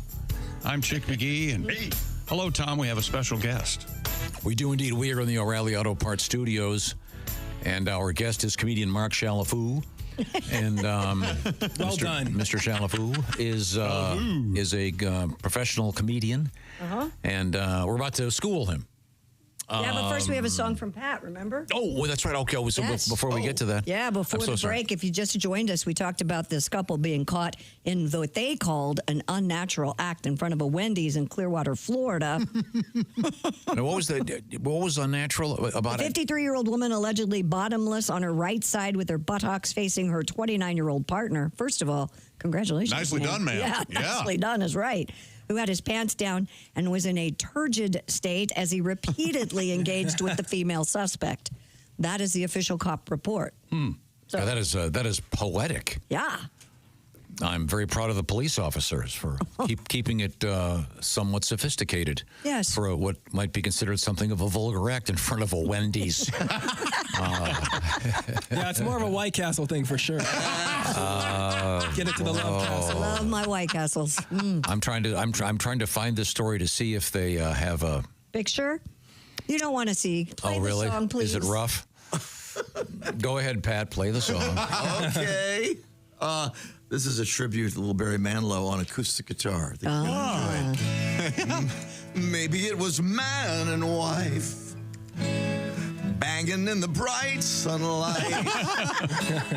There's a naked ass gal on her haunches off Highway 19 as folks were eating their lunches at a a Wendy's. He came and he gave her a pounding. Right outside a Wendy's. He was making bacon and ate her. Baconator, that's a Folks were sandwich. eating their fries at a Wendy's. Thanks, Tom, for clarifying. Very nice. The Baconator. Oh, that's great. Baconator. You know, this will be hard for many of you to believe. I've never had a Baconator. I haven't either. But I've heard rave reviews. Really? Yes. Maybe today's the day. Today's the day for the Baconator? All right. All right. Now, a corollary, if you will. I found this article. U.S. cities where people engage in the most public sex. Huh. All right. They keep stats for this? Yeah. Yeah. Well, Florida has to be right up It's there. got to be in the People top are 5. crazy. The I would weather's think, warm. Right. Yeah, Minnesota, you probably wouldn't. No, no. Not a ton. I would never have guessed. Pat, congratulations to you. You're home, Philadelphia, Pennsylvania, and Sacramento, California, the 2 cities where people have the most public sex. No. Followed by Denver, Colorado. Really? Yeah. On the Liberty Bell. In the top, by the way, in the top 5, Louisville, Kentucky. Way to go, Louisville. Yeah, Louisville. Now, the other end of the spectrum, the least public sex, New York, New York. That's shocking. That's a lie. They don't have a Wendy's there. That's what it is. Now, No, wait. Are these people who get caught? People who get away with it? I think maybe it's happening so much in New York City. Yeah, they don't even reporting it bother. anymore. Yeah. This is based on survey answers. Now, here we go. I'm going to survey you guys here. The most common places in public where people have intimate relations. Parks. If in your car counts, then I would say that. Very good. Josh wins. Parked car, 95%. Oh, yeah, that would make sense, I guess. Sure. To me, that's not. I mean, I guess That's it not is really- technically public, but I'm thinking outside. I'm with you. That's not public. I'm thinking outside, too. Like in front of a Wendy's. This is about to get worse. 50% in a wooded area. Yeah, park. Yeah. Makes sense. It works. Oh, you got to put a blanket down. Sure, yeah. This one's somewhat disturbing. 45% in a moving car. Yeah. That sounds about right. It's always good. Yeah. You think so? Sure. Tom, you've never in had a moving car? Well, Yes. I mean, do you think if you think texting while driving is bad? It's not. They may mean that 2 people in the back seat. Well, No, somebody- or there's No, a guy road driving and a woman servicing. Right. Yeah. That seems highly dangerous. A mouth hug. It's not that. You do tend to slow down and speed up and slow down and speed up. Right. Yeah. And then get on the median accident. That's why they invented cruise control. I think, Right. right? Yeah. Oh, yeah. That's a must. Yeah, now the cars almost drive themselves. They have that lane. You know they're gonna. What is it? What's the movie with the World according to Car? Irving? Yeah. Yeah, Conclave? John Irving. Is it But Conclave? they're parked in the driveway. The John Irving. Conclave. Yeah, that was a shocking scene in Conclave. You guys. That would have made it a much better movie. It was a great movie. Public park, 40%. Public park would have been what I would have guessed. And then they did, this is interesting. As part of the survey, they asked people what unusual places had they had intimate relations in. Nostril. No, they meant location, but thank you. That's perfectly valid. The number one answer in Tampa, Florida, at a Taco Bell. So we have Taco Bell's second encounter today. At an indoor mini golf. Huh. That's bold. What's par for this hole? Thank you. Thank you very much. Indoor mini golf. Maybe it's the one with the black lights where it's real dark. That's kind of Oh, fun. yeah, like cosmic bowling. Right, I bet it happens all the time at cosmic bowling. Or the tunnel. You ever cosmic bowl? Go to putt-putt, put it in the butt. I'd like to apologize to our guests. I can't. This is so vulgar. Mark wrote that down and handed it to me to say. Just passed it right along. So I don't have to take the heat from it. Now, see, this one's dangerous. What is that? San Francisco, California, downtown on the sidewalk, you could run into human feces. Every this is time. downtown San Francisco. Every time. Brendan's have bad Okay. teeth, and there's poop all over San Francisco. Well, all I've learned. If you're going to San Francisco, wear galoshes on your feet. Here's a good one. This would be. This sounds like you would enjoy it. Yeah, but there's a problem with this one. Oh. On a jet ski out in the lake. Yes. The problem is there's twofold. For those of you familiar with jet skis and watercraft, it's going to be a little tricky, but also people can see you. There's no hiding anything. If she's sitting in front of you. Right, there's a way to make it look like you are just sitting there. That'd be rough. And then, of course, the sound. You know, have you ever been, you as a fisherman, I'm sure you know this, you can hear people talking in a boat and they're half a mile away. Yeah, that is true. Yes. Yeah, I don't like that. Your life is good enough on a jet ski, you know? You don't need sex. If you're at Wendy's, yeah, your life is bad. You need the sex there, but not on the jet ski. See, jet skis to me are the slinky of boating. Really? Yes, I love boating. I love sailing. I love motorboats. I love big boats. I love small boats. But a jet ski's fun for 20 minutes. You like big boats and cannot lie. Yeah, but I mean, you're in the just No, it's fun. I love them It's too. like a motorcycle on the sea. But there's nothing to do after about 15 minutes, and then it's. I had one. I owned a jet ski. I have two. I have two. That's right. And I just, you know, it's. Josh owns one right now, don't you? They're amazing. Yeah. It's like a slinky. Moments of fun. It goes down the steps. We can tube with them, and we can do a bunch of stuff with them. Yeah, they're fun. Go off by yourself and just, especially at like 6:30 in the morning. It's beautiful. It's It's a incredible. beautiful time. It's glass. Yeah. It's glass out there. Glass, I say. It's like So this guy's getting ass in the glass. What guy? I don't know what you're doing now, but you're on your own. No, I want to party with that guy. Ass in the glass. Oh, I heard you. Yeah. Or it could be cash in the glass. Either one probably illegal. I mean, public place and all. Well, you're welcome. That's unnatural acts. Have you ever had sex in public, Tom? Oh, yeah, he does. Never mind. Oh, yeah, it was. That one time. A couple years ago. That's just a complete lies. Let's just move forward. Last week. What else have you got over there? Oh, wait a minute. Oh, I'm so sorry. We do have our guest, Mark Chalifoux, is here with us. And Mark, I know that you're a professional comedian. And do you play golf? I do. Oh, good. Then you're familiar with Tiger Woods. Yes. You know Tyler Perry? Tyler Woods. Yeah. Tiger Woods, even at the height of his career, he would still have a swing coach. So, and this is not to say that your comedy isn't perfect, but it probably needs a little tweaking. And the best way to tweak is with further education. That's right. And that's why we bring Ace Cosby in to give you a little lesson in how to tell jokes. Just hit the button. Ace Cosby, here he is with his joke of the day. Hey, Chick. Yes, Ace. Do you know who won the net decorating contest?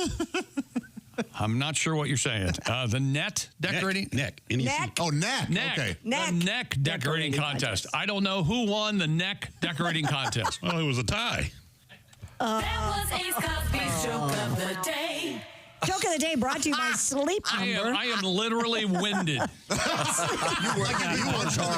You worked hard. Wow. Sleep You better. can use that in your little show, Mark. Yeah, that's going to take me to the next level on Thursday. Sleep better together. Save 50% on the new Sleep Number limited edition smart bed for a limited time and exclusively at a Sleep Number store. Thank you very much, Christy Lee. Once again, our guest, Mark Chalifoux, is he is the father of 3 girls. Congratulations. Thank you. And your wife, I bet, is very, very busy because you're on the road a lot. That's true, yes. And she's probably not listening, so I can ask you, did you get her a Valentine's Day gift yet? I haven't yet. Because you're going to be out of town. You mentioned that. I know you're going to be working. So I'll pick a day in the future to do that. And here's the thing, though, too. Is like she's somebody that's very good about relationship stuff. Like, I remember she started wearing this new perfume once. We were talking about perfumes earlier, but it was like a lavender-scented perfume. And every time we would cross paths in the kitchen, like, I would take just that little whiff of lavender, and that would just snap me right back into dad mode, or into husband mode from dad mode, right? And it was awesome. And then it took me about 2 weeks to learn, though, that there was no new perfume. It was the new lavender-scented trash bags we got for the kitchen.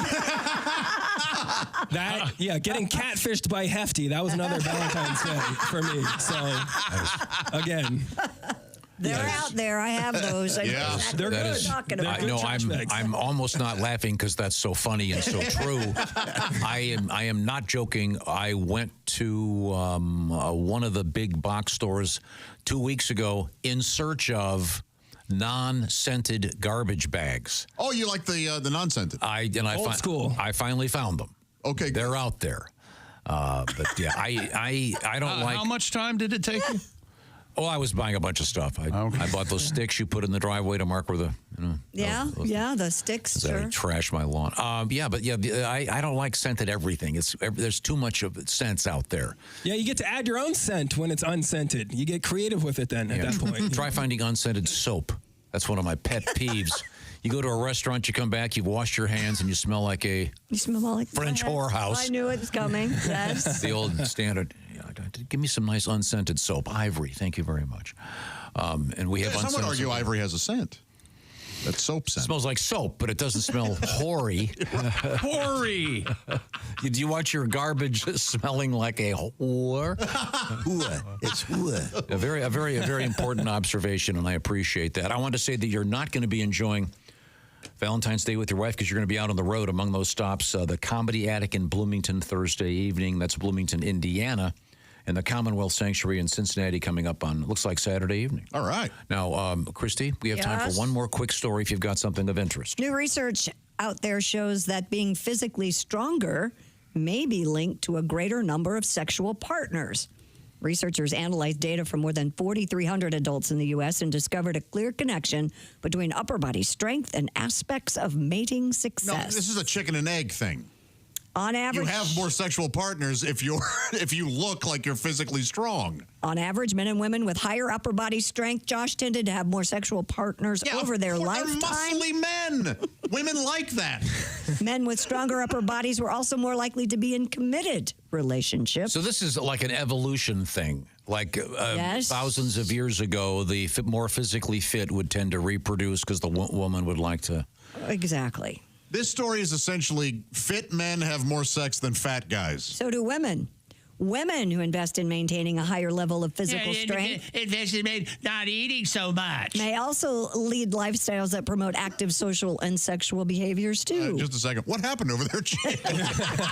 This irritates me. I like a snack every now and then. Oh, me too. Thank you. I don't care if she's ugly. Me want strong. Ooh. Greta, dog, but strong. Greta, dog, but strong. She helped catch buffalo. Yeah, I'm not sure what they're. So I don't know what they're talking about here. What do you mean you don't know what they're talking about? You know what they're I mean, it is called picking up women. So- Well, Christy likes a muscly man. yeah, Ah. I do. I'm not going to lie. You like the abs, And I like right? being muscular. You like that xylophone ab? Like Yeah, yeah. Like Pat has? Oh, yeah. like Pat, Pat has, I yeah. have them. Yeah. They're covered in goo, but I got them. They're in there somewhere. That's what he has to live with. Right now, the Bob and Tom Show, sponsored by BetterHelp. BetterHelp is about accessing therapy. Working on yourself a little bit. You've been thinking about it. Well, this is a great year to do it. And BetterHelp is an easier way to access that therapy when you work on yourself. BetterHelp is all about using that phone you're carrying around or that desktop or that laptop, whatever it may be, because everything is done online. You fill out a questionnaire online and you will be matched with one of some 30,000 credentialed therapists with a wide range of specialties. By the way, you can switch therapists anytime, no additional cost there. But the therapy then is done online. So it's a lot more convenient. You don't have to go across town or sit in an office or whatever. And you can do it, by the way, like it's a Zoom call, or you can do it as if you're just on the phone talking to the therapist, or you can do it texting back and forth. It's about what works for you. So if you're thinking about it, this is a way to try it out. See if you like it. Therapy. Find out what's going on in your head. Give it a little bit of a shove this way or that way by visiting betterhelp.com/BT show. Once again, the /BT show part will knock 10% off your first month. That's BetterHelp, H-E-L-P, betterhelp.com/BT show. And the Bob and Tom Show is sponsored by BetterHelp. Coming up, after all of the frivolity, it's time to put away the humor and teach you about history. And if you believe what we're telling you, You're wrong. We are in the O'Reilly Auto Parts studios. This is the Bob and Tom Show.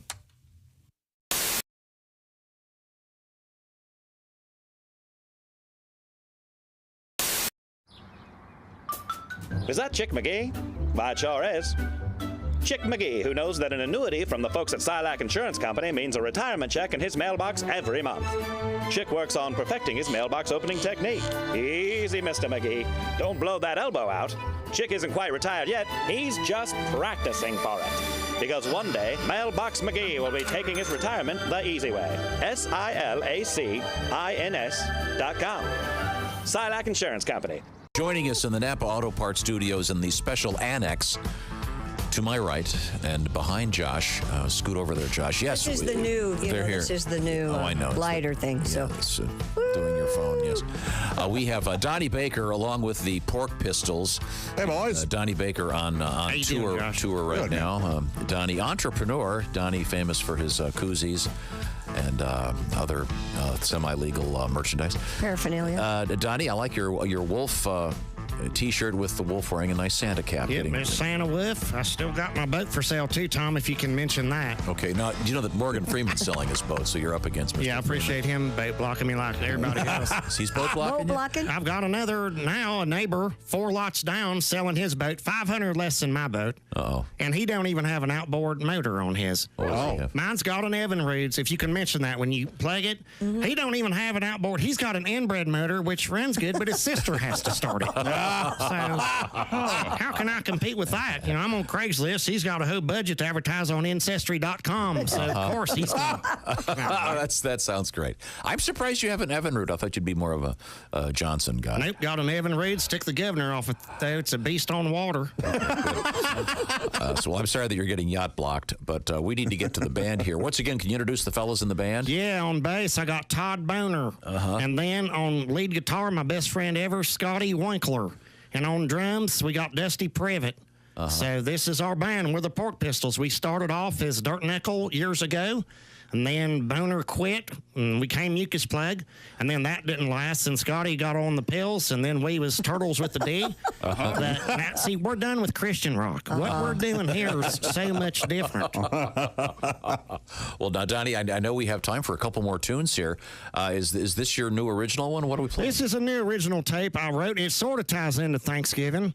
Because, you know, this is really the only time of year start mixing stuff in your meals. Nobody really sits down with 4 or 5 side dishes when they go out, you know, to, wherever they're eating. This is like home-style stuff like the Pilgrims did. But it can sometimes shock your system. And that's what this tape's about, from Donnie Baker and the Pork Pistols. And I'll start this one, Dusty. This sounds like my boat when I start my boat.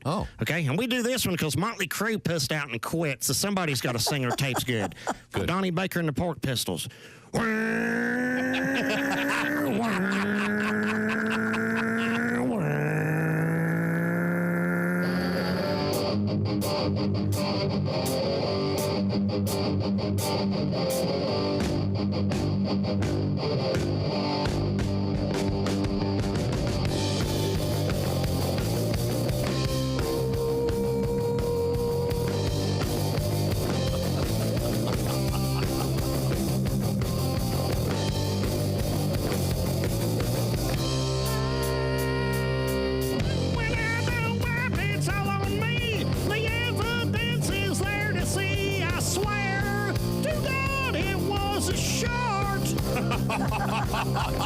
Always travel with Febreze. Got one in the chamber, give it a squeeze. I swear to God it was a short.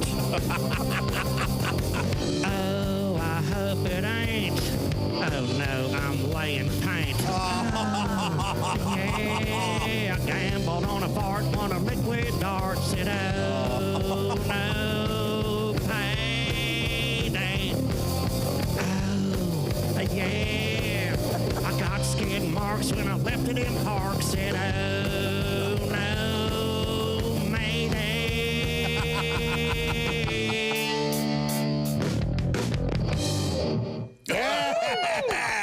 Buckeye Buckeye fans, Ohio State Buckeyes celebrate the victory. If you're still basking in the glow of Ohio State's win and the college football championships, we've got something special just for you. It's a full-sized, officially licensed college football playoff national championship football, priced at just $129.95. Available only at Nyco Sports. Call 800-345-2868 or go online at nycosports.com. That's NIKCO sports.com. Dear Allie, my boyfriend and I were eating at the bar the other night, and the bartender was wrong about something on the menu and then made a mistake while we were ordering.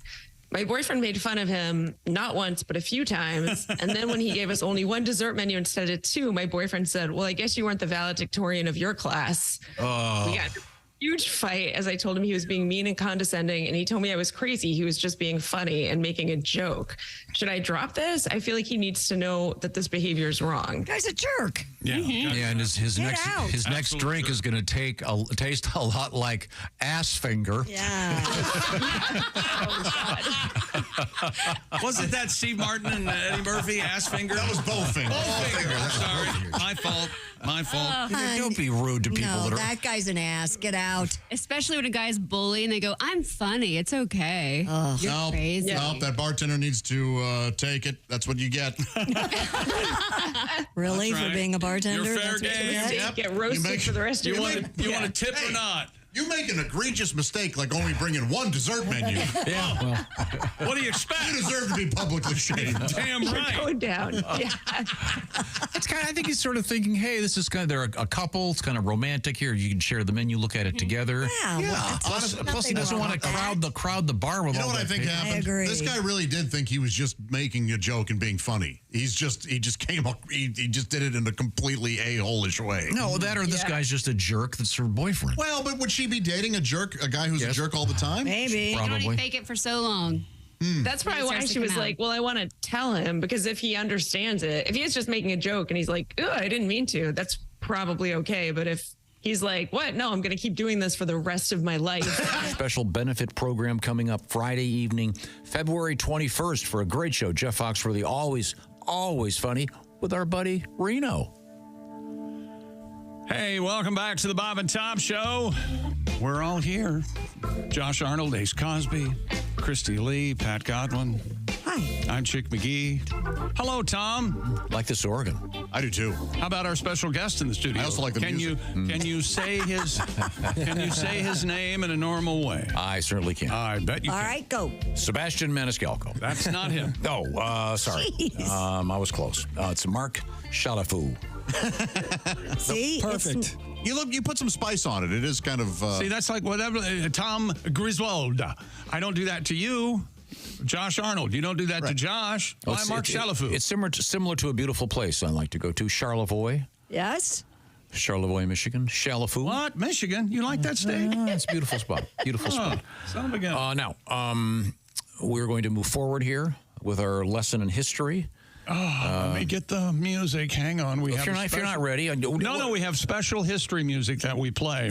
Oh, no, it's Skinner. I'm sorry. Devil. You I am a devil. Okay, would you rather hear this?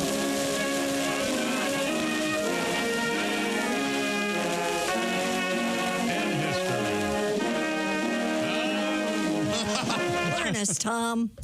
This is interesting. All right. The comic book Archie. I'll do this. Christie's favorite comic book. Yes, it was. Am I misspeaking? What year do you think? What do you think? What year do you think Archie came out, Christy Lee? 61. Yeah, I would have guessed that as well. Huh. What is it? 1942. What? Holy cow! Well, that makes all of a sudden, that makes a little bit more sense to me, because I didn't read them until I was, 1970s, 1960s. No wonder they all seemed dated then. Miss Grundy and her great name. dated outfits. And Archie now, in its most recent incarnation, was kind of adultish. Mm-hmm. That's right. Riverdale. And I think Jughead is gay, and there's all sorts of things in that show. Well, Archie came out. Yeah. Archie came out as gay? Oh, I had not. Stop I knew, it. Oh, came out in 42. Just stop Came out in it. 19. Oh, it was a different time. Were you a Sabrina fan as well, Christy? Because that was related to Archie. Not really. No. Do you like Betty or Veronica? I was a Betty fan. You like Betty? How about Midge? Midge was the friend of Barbie. Midge brought the heat. No, Midge was in Archie. Oh, that's right. She was the not attractive Midge and girl. Moose. Yeah. Moose was the boyfriend. And more It was always less attractive. They didn't actually come out and say it, but Midge went all the way a lot. Yeah. Oh, yeah. Isn't that what you got out of that? On top. You think? Yeah. That was the thing about Moose would have killed her. Yeah. Now it's a quiz for our guest, Okay. Mark Chalifoux. Mark, here we go. Thomas Edison, born on this date in 1847. I'm sure you're familiar with Mr. Edison. Sure. Okay. Very familiar. He's the guy from Wendy's, right? Yeah. The earlier story. And by the way, Mark, if you'd never met an alien, someone from outer space, it would be Tom. They would talk exactly like Tom does. And when you're talking to other people. Now, Mark, which of these did Edison not invent? I'm going to give you a full roster here. Okay. Electric distribution, sugarless gum. Wait a minute. Okay, go ahead. The phonograph. I thought you were going to say the frug. Electric anal beads. Which one? Knowing what I know about Edison, I'm going to say was sugarless gum for sure. Yeah, sure. That is correct. He also did not invent electric anal beads. That's not what they taught me in school. What didn't he steal from Tesla? You think he was pissed when they named the car Tesla? Well, I don't think he knows. Being dead and all, yeah. Happy birthday, 1926 fine actor Leslie Nielsen. Oh, very funny man. Well, he was a very serious actor. He was? And famously, all dramatic roles. And we've talked about this before. Was Airplane his first comedy? I believe it was. And they had to talk him into doing it, yeah. Oh. And they also had to explain to him that they didn't want him to try to be funny. Oh. They wanted the straight delivery. There's a really great book about Airplane, one of the funniest movies ever made. When can we land the plane? I can't tell. You can't tell me? No, I can tell you. You can tell me. I'm a doctor. Happy birthday. Oh, another. Burt Reynolds. Norm Macdonald's impersonation hit on Saturday Night Live. Very good. Mark, better mustache, Tom Selleck or Burt Reynolds? Yeah, I think that's Burt Reynolds on that one. Oh, yeah, that is. I don't think so. I would agree. I disagree with your answer. Yeah. Tom Selleck. You really embarrassed yourself. Yeah, I really blew it. I really blew that one. Okay, who looks better with his shirt off, Burt Reynolds or Bert Kreischer? Yeah, that's probably Burt Reynolds again. Yeah, okay, I'll get you. Well, it depends on what phase Bert Kreischer's in. He's had some abs before. Yeah. Haven't you seen him when he slims down? Bert Kreischer had some abs before. Oh, yeah, he has. I didn't know that. Yeah. Well, Bert died before he could start doing those reverse mortgage commercials for guys with cool mustaches. Burt Reynolds. Yeah. Oh, sorry. Oh, forgive me. I'm so sorry. Kreischer's fine. No, it's sorry, about Bert. 2 years Sorry, from now. Bert. Right. That's not going to happen for months. Crow, the great singer-songwriter, born in this state in 1962. And what do you know about Sheryl Crow? I know she likes to have some fun. Okay. Yeah, that's all she wants to do. Yeah. She also I love her. she's very, Me too. she uses toilet paper on a very limited one square at a time, right? Yeah, one or two squares. She's the one that says she wipes with one square. Is that for both functions or just for number one? Got to be number one. Yeah. You're using no just way. one square for number two. You can't have long nails. No. You got to carry around a toothbrush to clean off those hands. Happy birthday, Jennifer Aniston. An underrated actress. Oh, she's great. And I mean that. Like she's actually a terrific. There's a movie actress. called Cake. It's real good. She's in that. Great. Wonderful. And as a hairstyle named after her. Yep. I mean, how many styles are named after people? You've got the Rachel. Oh. And you've got, who else? The Hitler mustache. Oh, God. Yeah, well, that's it. Am I right? Well, what other hirsute issues? Can you name anything else? Sharpton? He's got an odd hairstyle. Certainly does. Maybe the Caesar, you can throw him. Oh, yes, that's absolutely. There we go. There we go. Thank you very much. Mark, it's fun seeing you again. Best of luck with the kids. Chalifoux! But we are in the O'Reilly Auto Parts studios. This is the Bob and Tom Show.